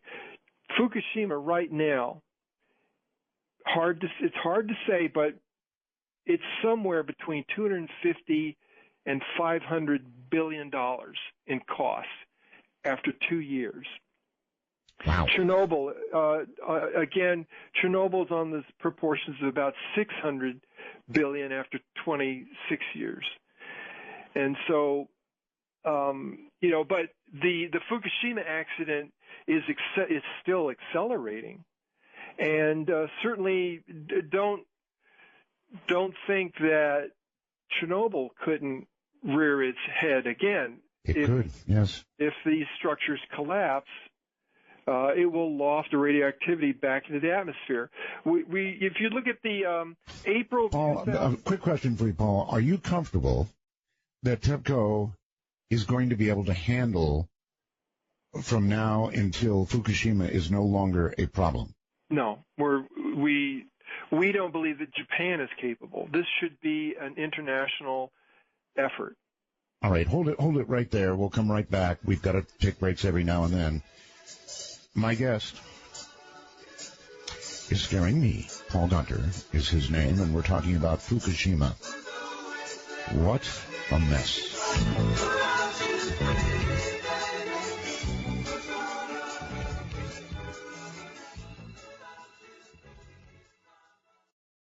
Okay, back now to our guest, and you're back on the air, Paul. It's almost hard to know where to go. What I do want to do is open our phone lines beginning now and line up calls, because I know there are a lot of people with questions about Fukushima, and I'm one of them. I want to drag you back now to the fish and the sea life and the environment. Assuming that it doesn't get any worse and that they keep the seawater keeps getting contaminated and going into the sea, I wonder if anybody's making any estimations, Paul, about the environmental impact eventually. Right. Again, the accident is just over 2.5 years old.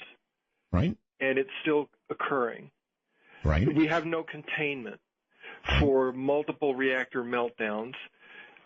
We have, essentially, Tokyo Electric Power Company is the Mickey Mouse in The Sorcerer's Apprentice in Fantasia. If you've got that picture, they're sloshing around in all this radioactive water right now. It's completely out of control. Underground water movement. They're talking about freezing a wall in the ground down to 90 feet underground. Can that work? Can it work? It's a tremendous amount of electricity and energy. These are unprecedented for this kind of use. They're also talking about, chemically trying to seal a wall between the Fukushima wreckage and the ocean. But you have to understand that frozen wall and that chemical wall then become a dam. Right. And then the water begins to build up behind the dam, Sure. which happens to be the Fukushima site. Mm-hmm. And the ground becomes more and more saturated. Right. And then another earthquake comes along. And these reactor accidents are, basically floating in their own waste. Okay, let's try this, Paul. Any of these solutions suggested, the freezing, the frozen wall, or anything else they're suggesting right now, can these things work or not? The focus, these are all desperate moves. The focus right now has to be on the most vulnerable. There are too many priorities here, but one clearly is this elevated storage pond with hundreds of tons of high-level radioactive waste that could tip over. We've got to get those fuel assemblies out, and they've got to be put into a secure cooling pond at surface so that we can get them down to temperature where they can then be loaded into what are called dry cask. Okay, it's my understanding this process already has begun. I think around November 8th they said it was going to begin. Are you aware of whether it actually has started? It's scheduled to begin in November. We know that there are some dry casks that survived the earthquake and the tsunami. These are clearly temporary in themselves. I mean, you can put nuclear waste that's cooled after 3, 4 years, 5 years. You can put it into what looks like a thermos, and then you get the air out of the thermos and you inert it with helium. Helium's a very effective heat transfer, so the hot nuclear waste then can transmit its heat through the helium to the thermos wall, and then that sits inside of a concrete cask that naturally ventilates. And so that's passive cooling, and you can seal these things. Unfortunately, we're seeing seals on these casks start to degrade after 10 years even. Wow. This is all right. Well, in a sense, it's already begun. TEPCO's got a 273-ton mobile crane right now above the building, right? They've rebuilt it. They've rebuilt it. So that's the original one that was there? It's not the. It replaces the one that was wrecked in the explosion. Okay, and then they're going to have to remove fuel rods one at a time, very carefully. How do they keep them from catching fire as they're moving them? They will put them into what they call hot cells, and they will spray them with water, and they will keep a cooling operation going as long as they have power. And one of the main concerns is going to be, again, this is like pickup sticks. You touch one, and then the other ones that lean or support it, they move too. And some of these assemblies are probably damaged, and then they fall apart, and then you have all the uranium then fall to the bottom of the pool. And what percentage of that is, we're gonna find out, because we've got to get it out of that elevated configuration, which could fall over. That's priority one. Yep. And then we've got to discover where those melted cores are. And then we've got to deal with getting this fuel into more secure, albeit temporary, dry cask storage. So it begins to passively cool in these dry casks. Okay, here's a question for you, Paul. If you're able to answer it, it is this: we don't know where the fuel is right now. We do know what we're facing in trying to get these rods moved. But if you get a whole bunch of this stuff together, I understand you're not going to have an atomic explosion of any kind, but could fission begin? You can get a supercriticality that causes an accident that we already saw in Japan at Tokamura, where the workers around the criticality were killed. That they had a very small amount of radioactivity. We're talking about much orders of magnitude more material, radioactive material. Mm-hmm. And and already we have lost containment. The containments are damaged on the reactor cores, and then you've got these fuel pools that sit 6 to 10 stories up in the attic of these damaged reactor buildings that are outside of containment, that have to be kept underwater. And if they don't, they catch fire. When they catch fire, the zirconium burns like a flare. Okay. I want to ask one other question. I'm going to shift geographic locations for a moment. Do you know where I'm located, Paul? You're in Nevada. Yes, I'm in Nevada. I'm in a little town called Pahrump, Nevada. Have you ever heard of that? Yes. Mm-hmm. I'm going to be one of the closest people to Yucca Mountain. If you were in my little town and they began putting high-level radioactivity into Yucca Mountain, would you be comfortable? No. I would be, that's a great answer. Most concerned.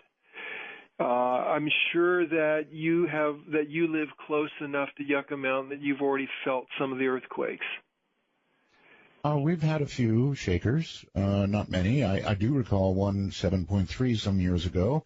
But yes, there are small earthquakes. So you're saying we're not a geologically stable place. You're crisscross. The Yucca Mountain site, where they're talking about anywhere from 70,000 to 120,000 tons of high-level nuclear waste. Right. And even then, that is not necessarily capped. But there are technical considerations because this stuff's going to be super hot. It's going to heat up the rock body itself. It could set up convection currents that draws water to the repository.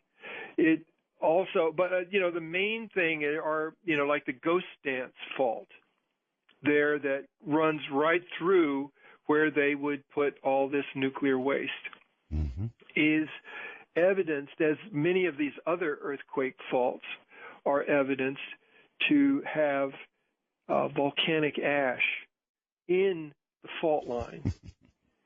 And so volcanic ash has already come through there over the geology of the site. Yucca Mountain is surrounded by young volcanoes. We know this. The Lathrop Well cinder cones. They're so young that erosion hasn't really had that big effect on them. So you're talking about putting hundreds of tons of timeless biological hazard into a seismologically and volcanically active area 90 miles from Las Vegas. You couldn't write a better science fiction story than that. Who's behind that kind of devious planning? Not Friends of Nevada. Listen, how long would we have to keep that stuff safe? The repository, according to the EPA, we're talking, more than 1 million years. 1 million. More than 1 million years. More than certainly, we're talking about epochs. 1 million years. What have we ever done for 1 million years? Well, you won't be getting any electricity from it. You will only get, this is the thing about nuclear power. You have to understand this. Electricity is but the fleeting byproduct. The enduring product of nuclear power is nuclear waste, which also happens to be the fundamental building block for nuclear weapons. And it really endures. It's there a long time. All right, I want to allow millions of years. Millions of years. Okay. A couple of quick questions from the audience. Bernardo up in Canada. Hello. Hi, Art. Hi, Paul. Hi. Hello. I have a question regarding Japanese culture. I mean, everyone's told not to stir up any problems or say anything wrong about what's going on with Fukushima. But when will the Japanese government really realize that this could be worse? I mean, it probably is worse than Chernobyl. I was just in Japan in December of 2012, and I understand your question on the culture of authority, of recognizing and obeying authority. We have it to a degree here in the United States, and it's instilled in society to obey. But the Japanese have a high regard for authority and discipline.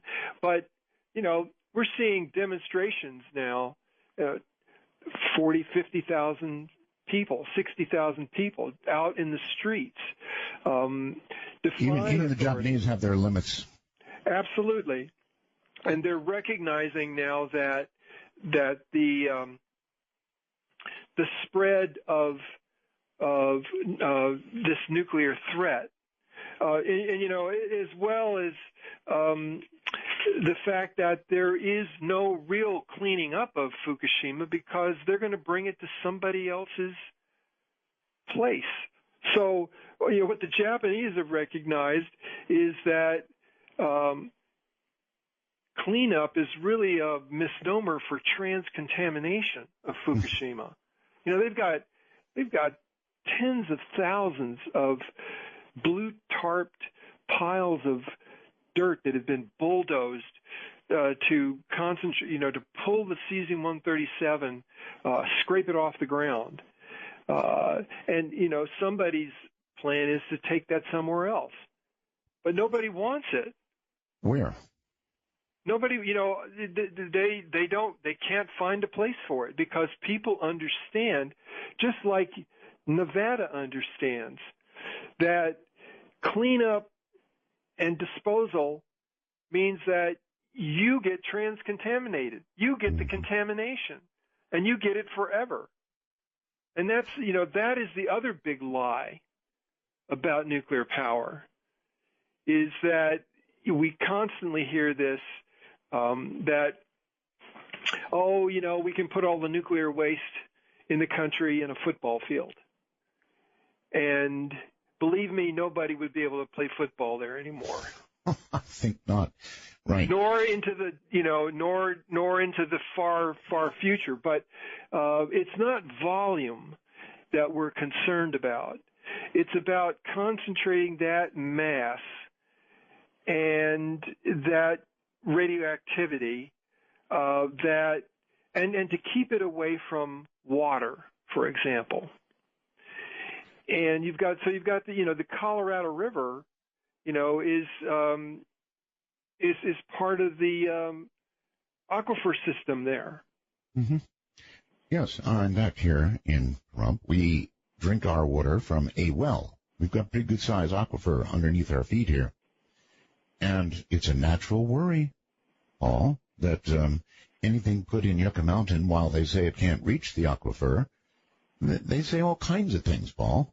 We have the studies show that they've got a borehole into Yucca Mountain already. It's I think it's about $90 billion. It's some incredible figure of that has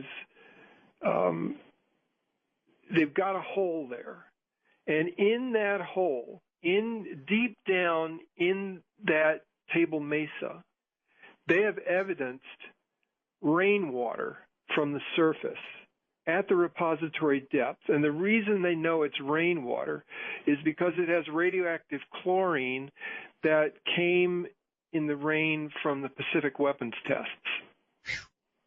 And so rainwater is already in evidence at the repository depths for Yucca Mountain. I mean, that is, and let me just say that if this were a process of scientific integrity, you would not start out with one site. That is a political mugging that is occurring. I thought so, yes. And, luckily right now, Yucca Mountain's been defunded.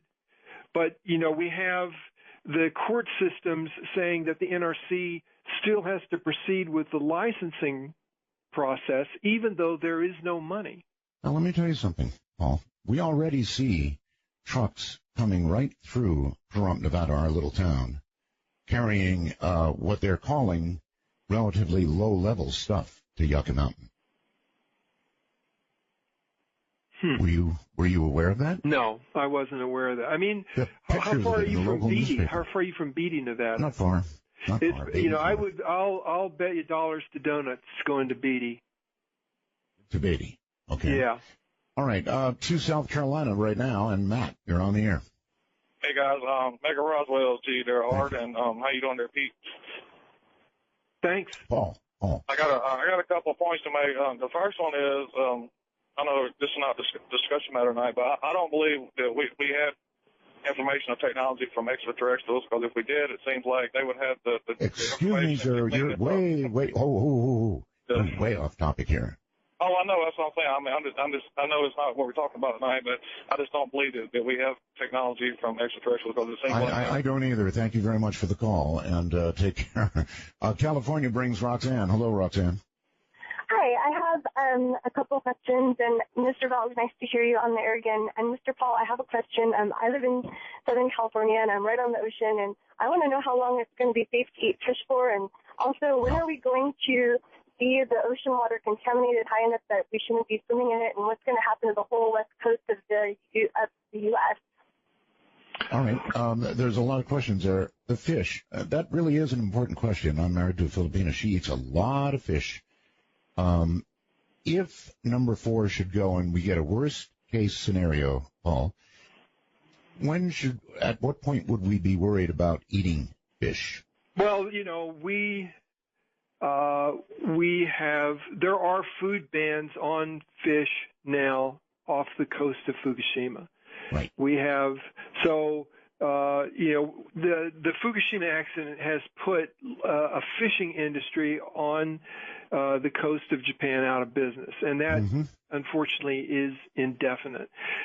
We've seen food restrictions on fish, as well as a whole host of agricultural products from several of the prefectures there in Japan, and everything from mushrooms to milk, and actually the U.S. Food and Drug Administration put out an alert just a couple of weeks ago that basically instituted those same bans on Japanese products here in the United States. So we now see the U.S. FDA now taking the food restrictions in Japan and applying them to those products. They're not allowed in the United States. Now, the concern about, all right, let me ask it this way. There are fish caught off the coast of Alaska. You're a mind reader. Yeah, if we get the very worst case scenario, or even just a really bad one, which we already have, how long before I have to worry about eating salmon? Those are good questions, and I think the way I can't tell you definitively. The problem, Art, is that the government of the United States is not doing any radiological monitoring of the fish.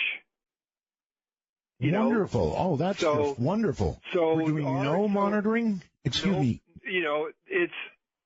There is no orchestrated monitoring focused on the Fukushima accident in the United States. Oh, my God. We've even saw in the wake of the accident within months that the U.S. EPA began to back down its monitoring of things like rainwater. We saw monitors, taken offline for service during. Paul, I saw a headline. I saw a headline, Paul, the other day that said that the radiological measurements being made in Hawaii actually sort of went off the chart the other day. They suddenly got a lot of radiation in Hawaii. Had you heard that? I didn't see that one. But we have seen spikes of, particularly early on, we saw the spikes of iodine-131, which is one of the more mobile, although tritium is, radioactive hydrogen. These are highly mobile radioactive products that is sort of radioactivity on roller skates. It just jets out there. And then they're heavier particulate behind that. But, without question, the marine environment is now taking the diluted radioactivity that's coming off both atmospherically and then fall out into the ocean, and also direct discharge into the ocean. It is then biomagnifying up through the food chain, and then bioconcentrating in marine biota, and ultimately it threatens those at the top of the food chain. All right. I want to go to Skype and say, Adam, you're on the air with Paul Gunter. Hi, Paul. Good evening. And Peter Roswell's there, Art. Thank you. Be back. With the FDA having a lot of trouble even, just checking our food supply for normal routine hazards, I do have a concern about, this radiation getting into our food chain here. If one wanted to get like a inexpensive but reliable radiation device to measure, like when you go to the grocery store, what would something like that run? And do you have any recommended sources for that? Okay. Well, there. Let me say that there is a concern for consumption of radioactivity that you can't measure with a Geiger counter. That, particularly if you're taking in if you're regularly consuming, you wouldn't necessarily pick up that radioactivity with a Geiger counter. If you do, it's pretty hot stuff already. Concern, goes to the level of where you would take a fish, reduce it to ash, and then measure the radioactivity in that ash as a more accurate measure of what's represented in the biological hazard. So the answer is no. There's nothing that you can buy right now. It's certainly, if it gets hot enough that you're picking up, I can say that there are fish off the coast of Japan that they monitor with a Geiger counter and they're getting readings. So, I don't necessarily see that right now for California, and we've got no evidence of that. Frankly, we've not even seen any evidence of tsunami debris coming up on the West Coast that would actually register on a Geiger counter. So I don't know. There may be some out there, but I've not seen that reported at this point. But we are vigilant for this kind of stuff, and part of that vigilance we think should be from the U.S. government, and we don't see that level of responsibility right now. Okay. Washington brings Brian. Hi, Brian. Hey, Major Roswell and Paul. Hello. Good topic tonight. Hey, I live in Washington State, about 5 to 10 miles away from the Hanford nuclear power plant. And lately we've been having quite a bit of tornadoes up in the area, about 60 miles away from the plant. I do know that they're also doing a lot of hazardous material cleanup with the dirt and stuff like that. And I was just wondering if there was any threat from the tornadoes up in the Washington area, as well as any threat for the hazardous material dirt that they're cleaning up. I'll take my... Okay, off the air. Okay, tornadoes in Washington, eh? Well, we've seen some supercell tornadoes now. I mean, one of the aspects of climate change is the increase in severity and frequency. Certainly, tornadoes are on everybody's concern list right now. The thing about Hanford is that that's an old nuclear production facility. You've got these corroding tanks of nuclear waste that have to be constantly maintained because if they're not, they could explode. If there are disruptions of power that result in long outages, this represents a concern. It's also a seismologically active site that runs through that area. So there are lots of natural events that raise a concern, but you also have to realize that we have a Fukushima-style reactor, Columbia Nuclear Power Station. It's one of these GE Mark II reactors sitting right next to these high-level nuclear waste tanks from the 1940s and 1950s. So you've got a double threat sitting up there in Hanford, it's a big concern because it's also right on the Columbia River. I mean, you could have another natural event threat there is dam breaks. All right, Paul, hold tight. We're going to do a break here. We'll come back and explore more of all of this, all things nuclear, actually, not just Fukushima, though it is the main focus of the night, I might add, of the year, maybe the century. From the high desert, the great American Southwest, this is Dark Matter.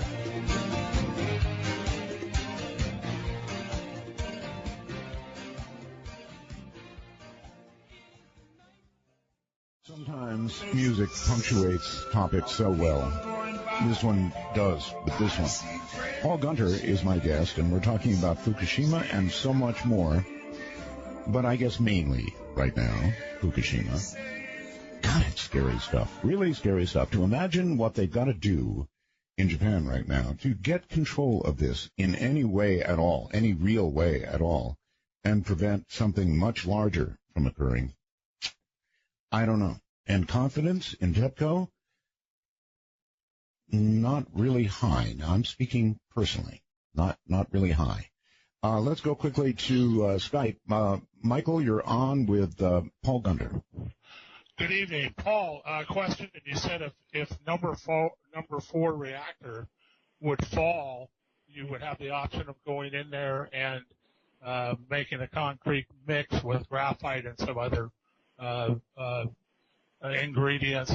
Why not just go in there and completely put a mat slab on top of the entire bunch of reactors there? Okay. You said that the concrete would start breaking down in 10 years, but that wouldn't give us 10 years to formulate a better plan? Okay. Paul?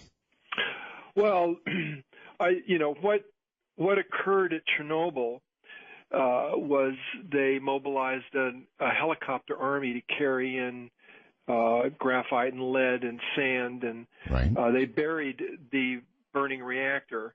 The difference here at Chernobyl is that you have hundreds of tons of nuclear waste sitting up on top of the reactor building, and if you bomb that like they did at Chernobyl, you would, in fact, cause the collapse you were looking to prevent. And the catastrophe would then, that's why they haven't done that now. They considered that, but the Japanese authorities, even with international consultation, they're looking to go at that piecemeal right now. All right, let me try putting you on the spot here, Paul. I understand how you're coming at this whole subject, but if I were to put you in charge, the guy who is going to tell everybody how to handle this and what to do, what would your marching orders be? We would assemble an international team of independent experts, first of all, pull the best minds together because of the the global consequence of making the wrong move. This would have to be very carefully deliberated, and you have to remove it completely from the financial interests of this teetering utility. They're looking to cover their financial assets, and that has to be not the priority any longer. It has to be public health and safety and the environment have to take precedent. And because of the far reach, both in terms of distance and into the future, we've got to get our priorities straight, and that means an assembly of the best minds that are independent of a public relations campaign for the nuclear industry. Okay, let's go to Josh in Utah. Josh, you're on the air with Paul. Hi there. Paul, I have a question for you. I hear you compare this incident a lot to Chernobyl, but I wonder what would happen if, worst case scenario, everything went south, maybe it got bombed.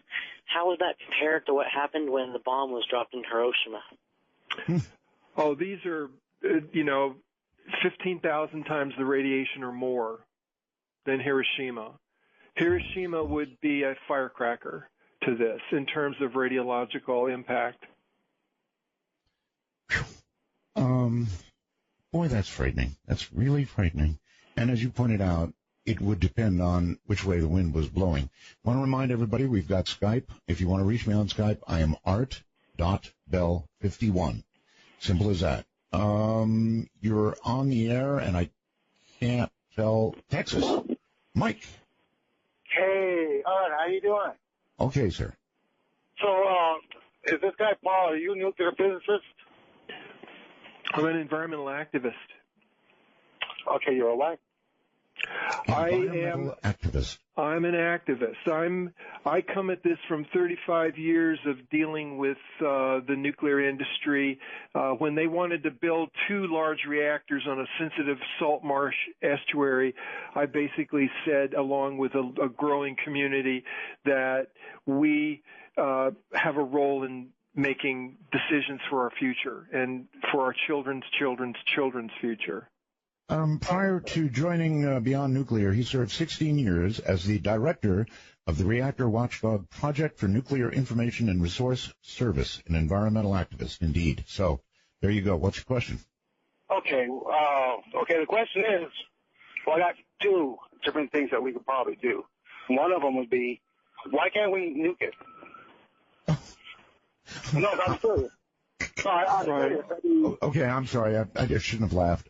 Paul, why can't we nuke it? Well, I mean, we're trying to contain it. That is, we've lost containment. To vaporize, thousands of tons of nuclear waste, is a little like killing the patient to save it. No, not really, because it's going to go on for a long. This is a disaster. We've had 500 open-air atomic explosions. Oh, we've had thousands, and certainly that's. They were moving. I told them they got to remove the rods on top of the reactors. Once they remove the rods, wouldn't it be better just to have one small flash and instead of that 4 cores? You said the cores are in the ground, right?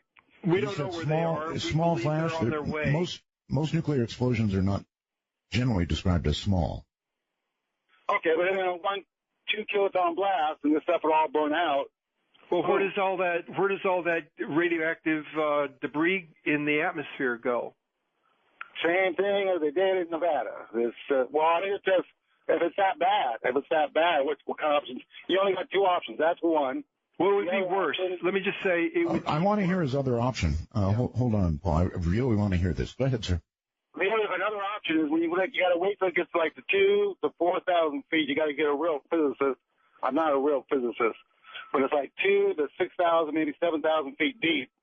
Then you got to just bomb a canal right over the top of it and let ocean water. And at 7,000 feet, it should just stop there. I'm missing something. Roll that by me again. You wait till the cores get like 5,000 to 7,000 feet deep. Oh, into the ground? He's thinking they're headed for, well, it wouldn't be China syndrome. It's in Japan, so it's probably headed for, I don't know, South America or something. So, 7,000 feet's not that deep. And then you just go a neutron bomb or large bunker busters and just dig a canal right over the top of it. Okay. I got it now. This guy likes bombs. Yeah, well, we're sitting on one. He really likes bombs. And I probably shouldn't have laughed off his nuclear explosion idea, but another thing to think about is Japan is a very highly populated place.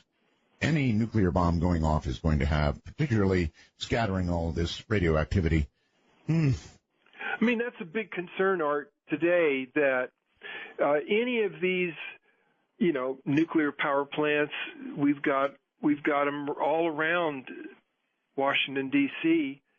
These are pre-deployed radiological weapons of mass destruction. If you have an insider, if you've got a dedicated team that's willing to die for their cause.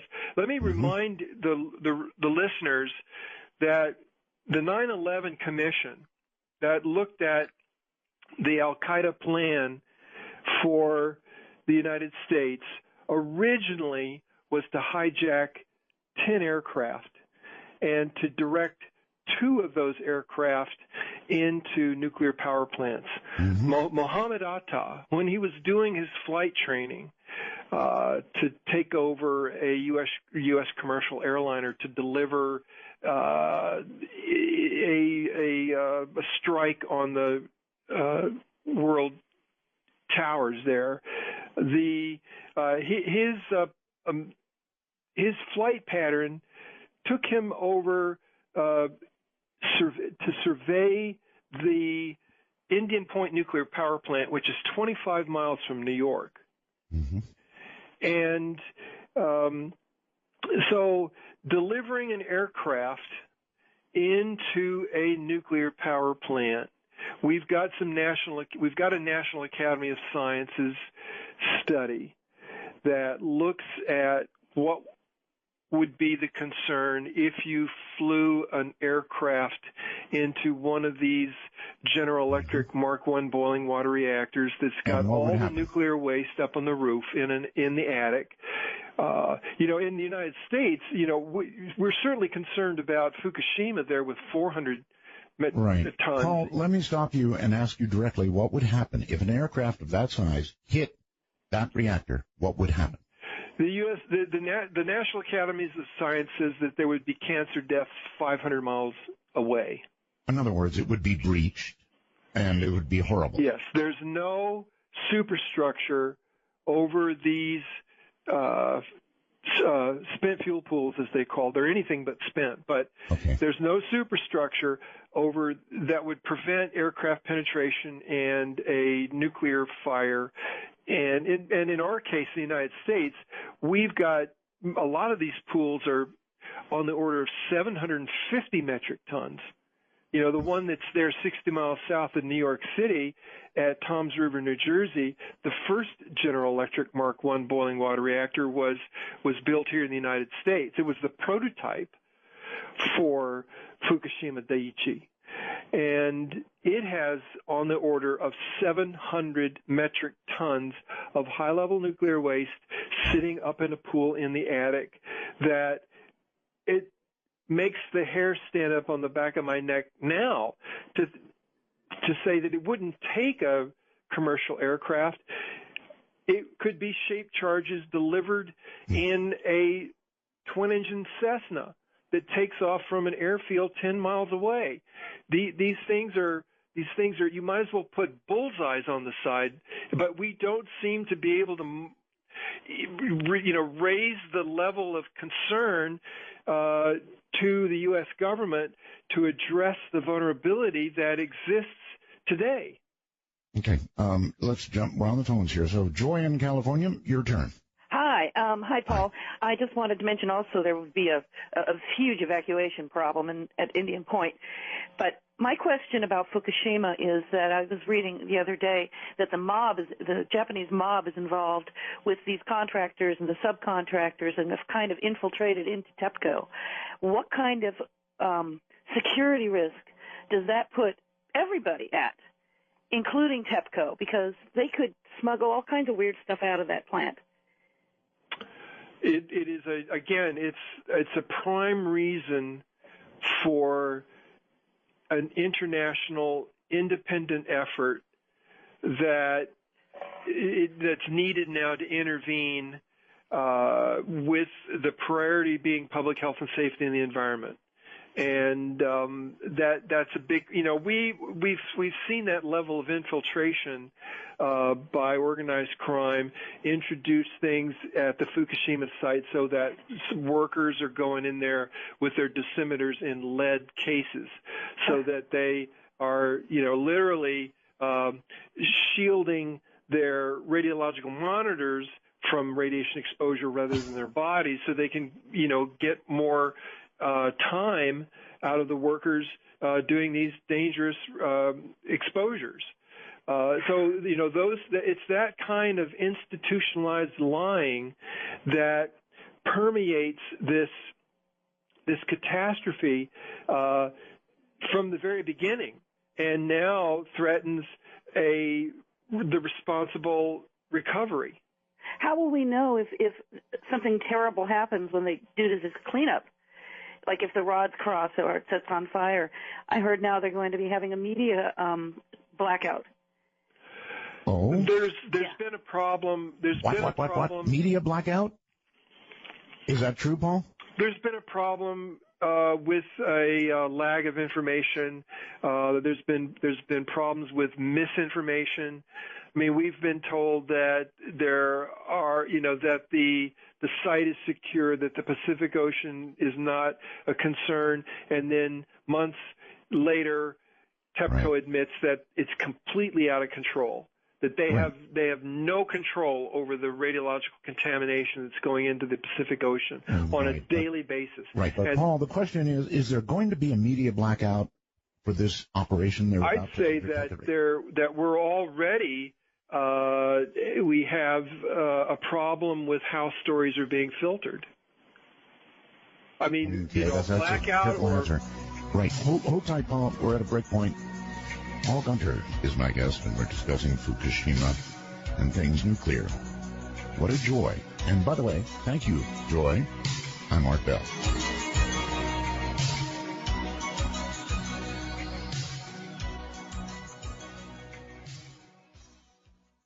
Did you know the international use of SOS has been discontinued? No more SOSs are to be sent. Were you aware of that? Seems to me that we've got a fine use for it right now. My guest is Paul Gunter. We're talking about Fukushima and things nuclear. If you have a question, love to have you join us either at 855-REAL-UFO, that's 855-732-5836, or on Skype. And you can reach me on Skype. You don't have to be a friend of mine or a contact or whatever. Just cause your Skype program to call Art, that's me, ART.Bell, B-E-L-L, 51. And that will do the trick. We'll talk to you. In the meantime, let's go to Nebraska. And Brian, you're on the air with Paul Gunter. Hi, Paul. We have two nuclear plants right along the Missouri River here. One's called Fort Calhoun. It's been shut down for a while, but they're about to restart it. It has a large amount of nuclear waste rods it's the only repository in the area, so it gets all of the nuclear waste from itself, as well as Cooper Nuclear Plant is just like Fukushima.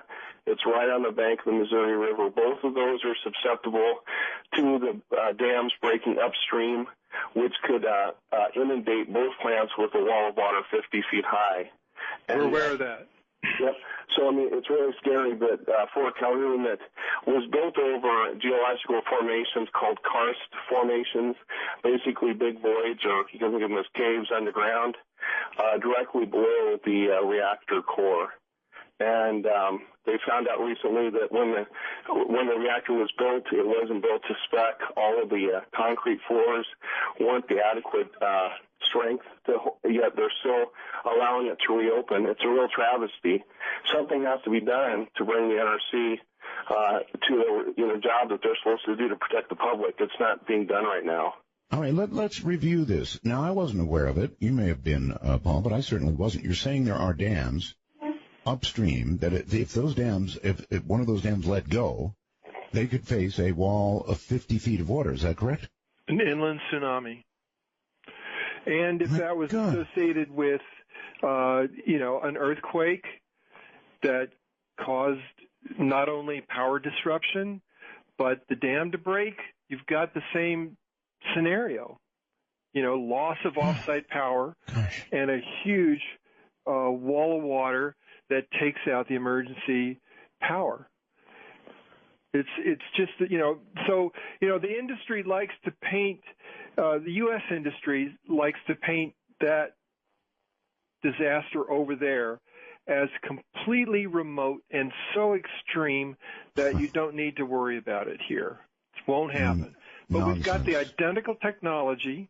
I mean, we were I was monitoring the Cooper nuclear power plant during a major flood in the 1990s. I'm trying to recall if it was 93, but there was a major flood. That plant looked like a boat dock out with floodwaters. There were dikes breaking all around it, and there was water coming in through the floor drains into the nuclear reactor, and the water, even according to the NRC's own records, which didn't come out for a couple of years after the floodwaters receded, but the water levels were encroaching upon electrical circuits in the Cooper nuclear power plant. We had, I think it's around 2 years ago, the Fort Calhoun nuclear power plant was inundated by flood, and they surrounded the plant with a rubber berm that then failed when a backhoe tore it open, and the floodwaters went right to the walls of that plant. I can tell you today that Fort Calhoun, your caller's correct that the U.S. Nuclear Regulatory Commission and Omaha Public Power District are under the gun to get this plant back online, but they know that a lot of the electrical circuitry that was installed below grade at that plant was never qualified to be submerged. And, these are the kinds of shortcuts,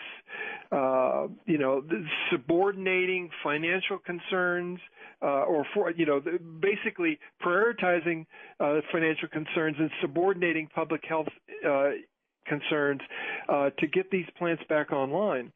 If I could just add one more thing. They have a pool. They've had to expand their waste pool 2 times in order to add more and more of the rods into that. So it's dangerous not only in the fact that it's going to come back online, but every day it's a ticking time bomb as long as that waste pool has to be continually. And they had a fire in their main electrical system that qualified as the second worst nuclear disaster accident in the last 10 years. So it's an old plant. They have a lot of deficiencies. They have Teflon wires that are known to break down if they're exposed to any level of radiation.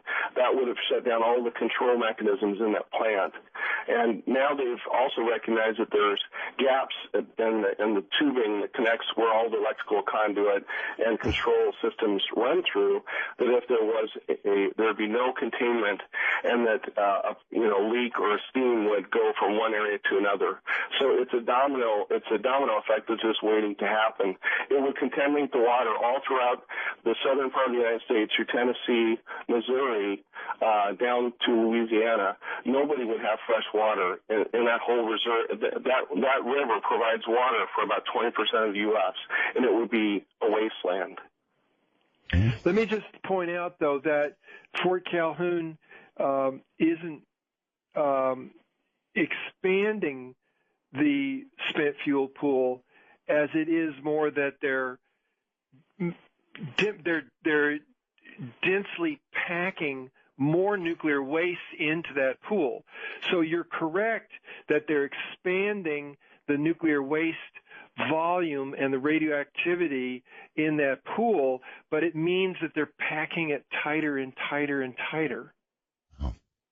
All right, let's go to Bill in Ohio. Hi, Bill. Yeah, hey, Art, hey, Paul. Hey, there was a study out recently, and it was about global climate change, but it was talking about how the climate change is seriously imperiling phytoplankton in the world's oceans, or how, it will eventually imperil phytoplankton. Will the contaminated runoff from Fukushima, will it further imperil phytoplankton?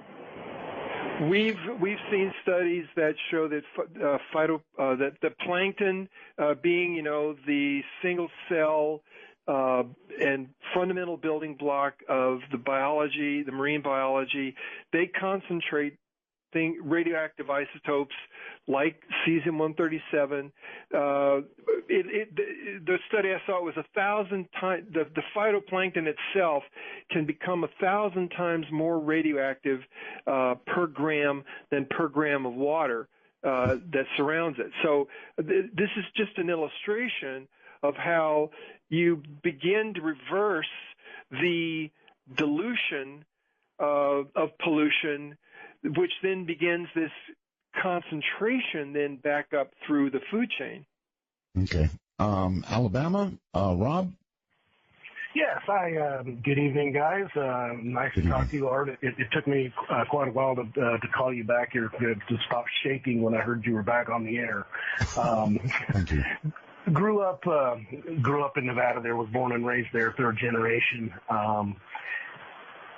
There's a lot of strange things that go on in Nevada, and I think we know that. And my question is, and I'm looking at these things that are happening overseas, and I'm wondering, how long they've been, actually truly trucking this stuff into the state. I can remember growing up there and going deer hunting and antelope hunting up in northern Washoe and Humboldt County and up in that area, and actually seeing the signs, do not sleep on the ground because of natural radioactivity. Being from Nevada in a place like that where there is so many, it's very desolate. You get up there northern, up through the Black Rock Desert and all up through there. It's how much of that is really natural? What is going to happen down at Yucca Mountain? We look at things like Pyramid Lake, where we have possibly an underground river to Africa. We don't know of the aquifer structures throughout the state of Nevada, and if something does happen down in Yucca Mountain, an underground, earthquake or something like that, where is this radioactivity? Where can it end up? Okay. Paul? Well, it's,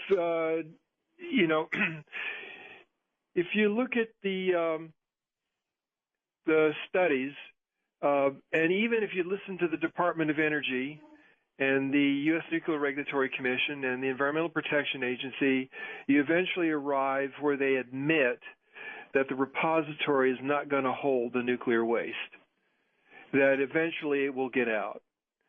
But it will get out long after the chief executive officers have had their golden parachutes. And these are the kinds of concerns where only this, it is this short-term financial corporate agenda that is putting our future at stake.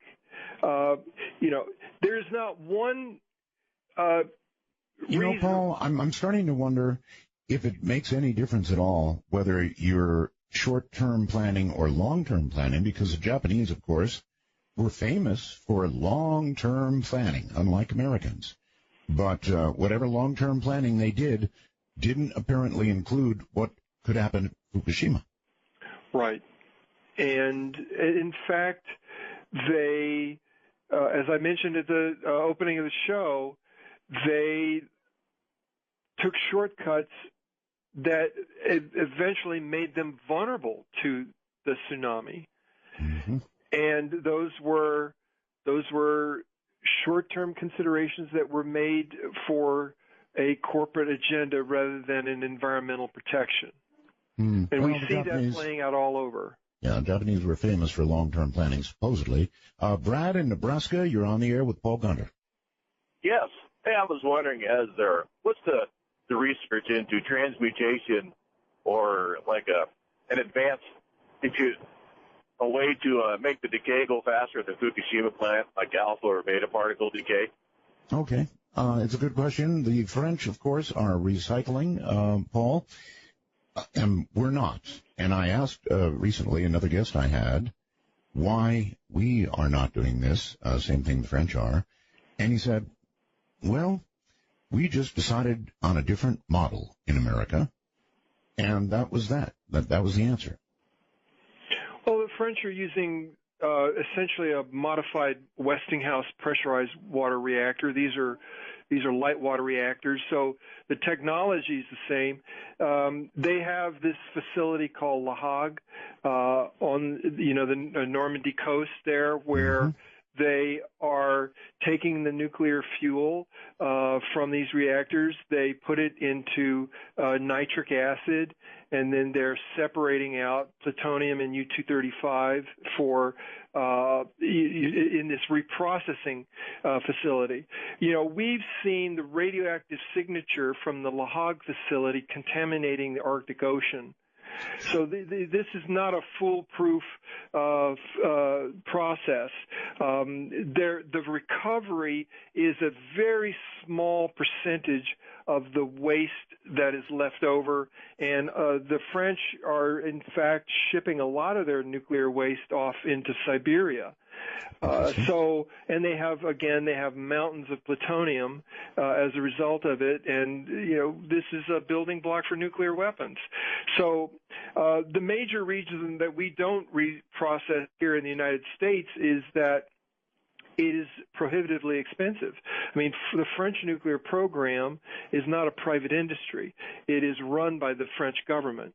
And again, it's part of the military-industrial complex there in France that sees this connection and utilizes this connection between nuclear power and nuclear weapons. Okay. Chris, in Texas, you're on the air with Paul Gunter. How dare you have this dirty discussgator on the air? This is Chris. I am one of JC's disciples. I'm in charge of the Texas branch of Klan. All right, fine. Do you have a question for my guest, Mr. Disciple? Yes, I do. How dare you decide that they want to release all of our nuclear secrets? What do you think? There's going to be some Godzilla or mutants? Off into the ether with you. Florida brings Matthew. Hi, Matthew. Hey, good evening, guys. How you doing? Just fine. Here's the question. We know that we can't dump stuff on Fukushima. We know we can't nuke it. We're talking about a highly deadly game of pickup sticks here. Why couldn't we just build an airtight dome over the entire section there, the whole thing, and just seal it all off completely from anything? Okay, that's a reasonable question. Could we do that? Well, the problem being that the ground underneath it is saturated with water. So, you can put a roof over it, but you don't have a floor. I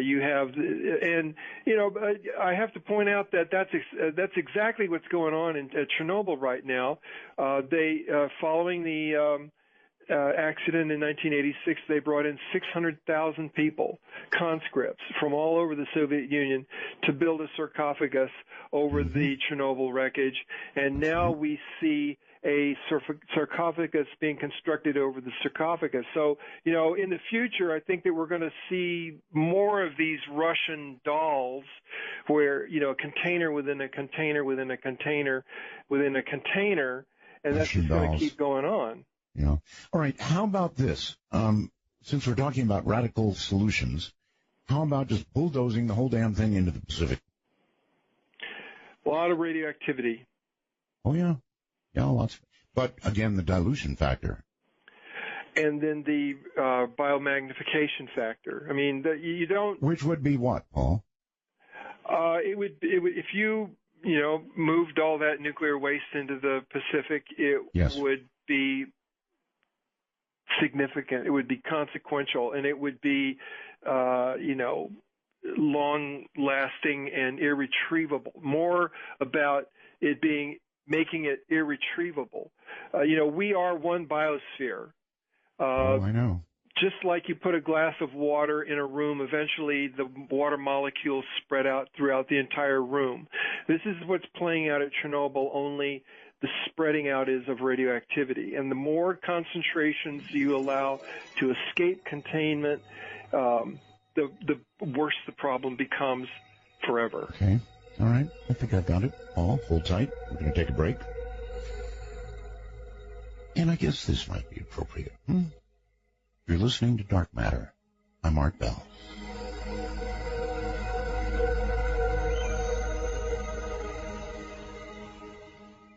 We are very serious.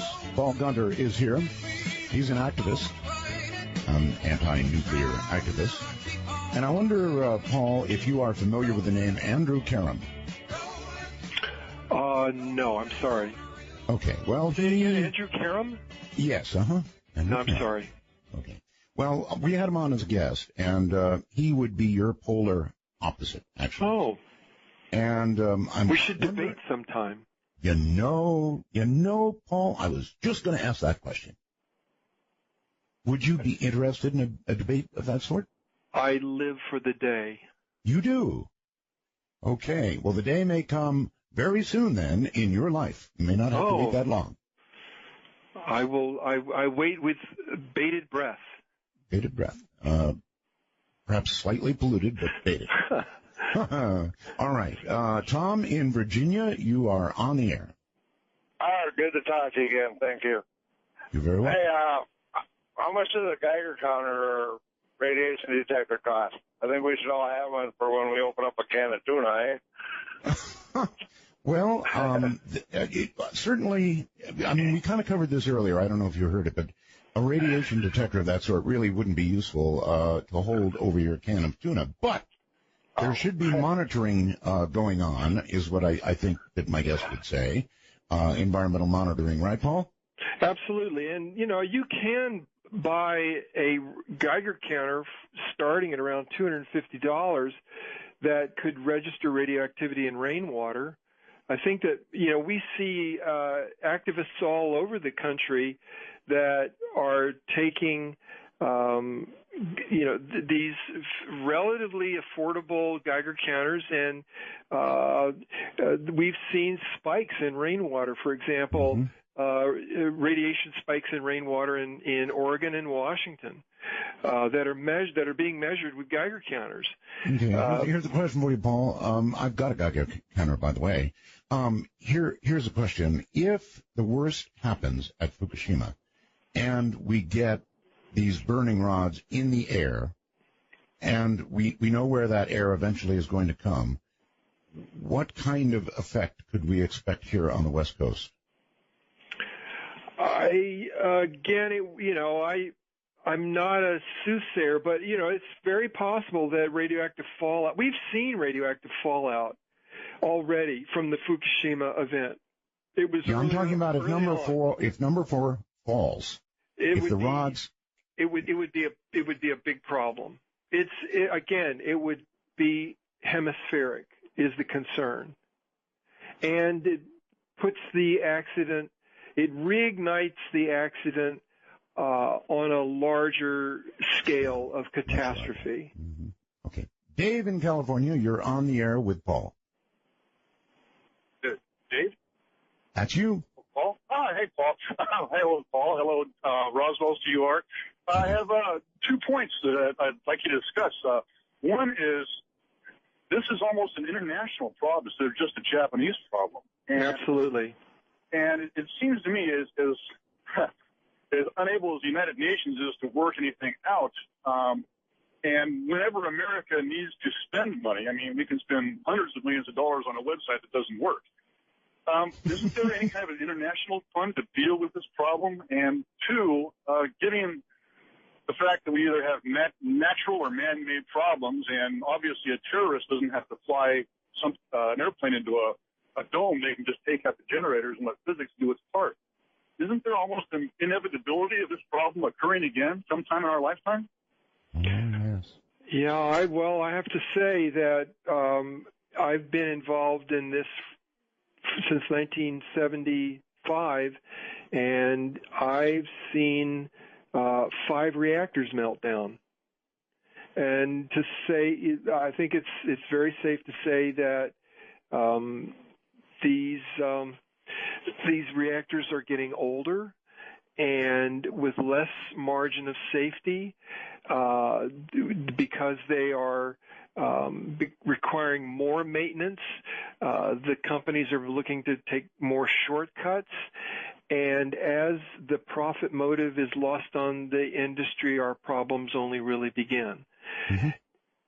Now, he also asked about a international fund, perhaps channeled through the United Nations or whatever to deal with the problem in Japan? Yeah. Well, again, I was in Japan, in Tokyo, in December of 2012, at the same time that the United Nations International Atomic Energy Agency was in Kuriyama in a promotional event to restart Japan's reactors. So the International Atomic Energy Agency arm of the United Nations is an active promoter for nuclear power. And even though the Japanese public and the political will right now has every reactor, all 50 reactors in Japan are closed. And there is a desperate effort for the Japanese government and the Japanese industry to get some of these reactors back online. But right now, what was 54, they have 4 that are destroyed, and 2, Fukushima 5 and 6 will never come back online. So that's down to 48. But they are still trying to get a number of that 48 back online, and the UN arm is actively cheerleading Japan's restart of this dangerous technology. Okay. Steve in Indiana, your turn. Hey, Art, good to hear you back on the radio, and it's an honor to be on your show. Thank you. Paul? Yes. Yeah. First of all, I commend you on your intelligence on this subject, and you sure make coal seem like a piece of candy. What about the idea, and I know it wouldn't work with the damaged plants on the planet and different things like that, but what about these plants that have everything up and functioning and everything's in good shape? These little thermoses that you're talking about with, I guess, would be the fuel rods. Is that correct? Well, the thermoses I was talking about are the intermediate waste disposal units, okay, that would take the nuclear waste. And they're licensed for 20 to 100 years, but the waste goes on for millions. So, these are just basically stopgap measures. But at Fukushima, we could buy time by getting all that nuclear waste that's sitting out there, just waiting for another earthquake or tsunami to get it out of these mass concentrations in the pools of hundreds of tons and compartmentalize it in these smaller passive containment systems. Right. That's the goal. Okay, my question is this. These rods that are contained and properly done so, why couldn't we do what you're talking about with the container inside a container inside a container, blah, blah, blah, and put these things on a space shuttle to Pluto? Well, I was in Concord, New Hampshire, in January of 1986 when the Challenger blasted off and blew up with the Concord High School teacher Krista McAuliffe. So we were, I watched the shuttle operation. If that had been loaded with nuclear waste, you could kiss the East Coast off. Yeah, it would have been at altitude. Oh, my God. Would have been horrible. That's, as you roll through all of these options and suggestions by people, there's nothing really good about any of them, is there? Except to stop making it. Yeah. I mean, if anybody were to build a house, they would need to have a waste management plan. This industry has been allowed 70 years of building without an outhouse. And it's really time to come to grips with that this is nothing more than a confidence game, where the public has been the willing dupe of an industry that has always kick this can down to the next road, and the future generations are going to get all of the liability and not 1 watt of benefit. And that, my friends, is criminal activity in my concern, because that's fraud. All right, well, you've said it quite directly, my friend. I appreciate your being here tonight. we're going to look into the possibility of involving you in a bit of a debate, if that's, again, okay with you. Yahoo! I'll take that as a yes. All right. Thank you so very much, Paul, for being here tonight. Have a great night. Thank you, and no nukes. No nukes. All right. Take care. Well, there you have it. That's it for this night. I appreciate all of you being here. For those of you left on the lines, which are full, sorry. We'll get to you next time, and there's only so much time in any given night. But for this night, Dark Riders, thank you.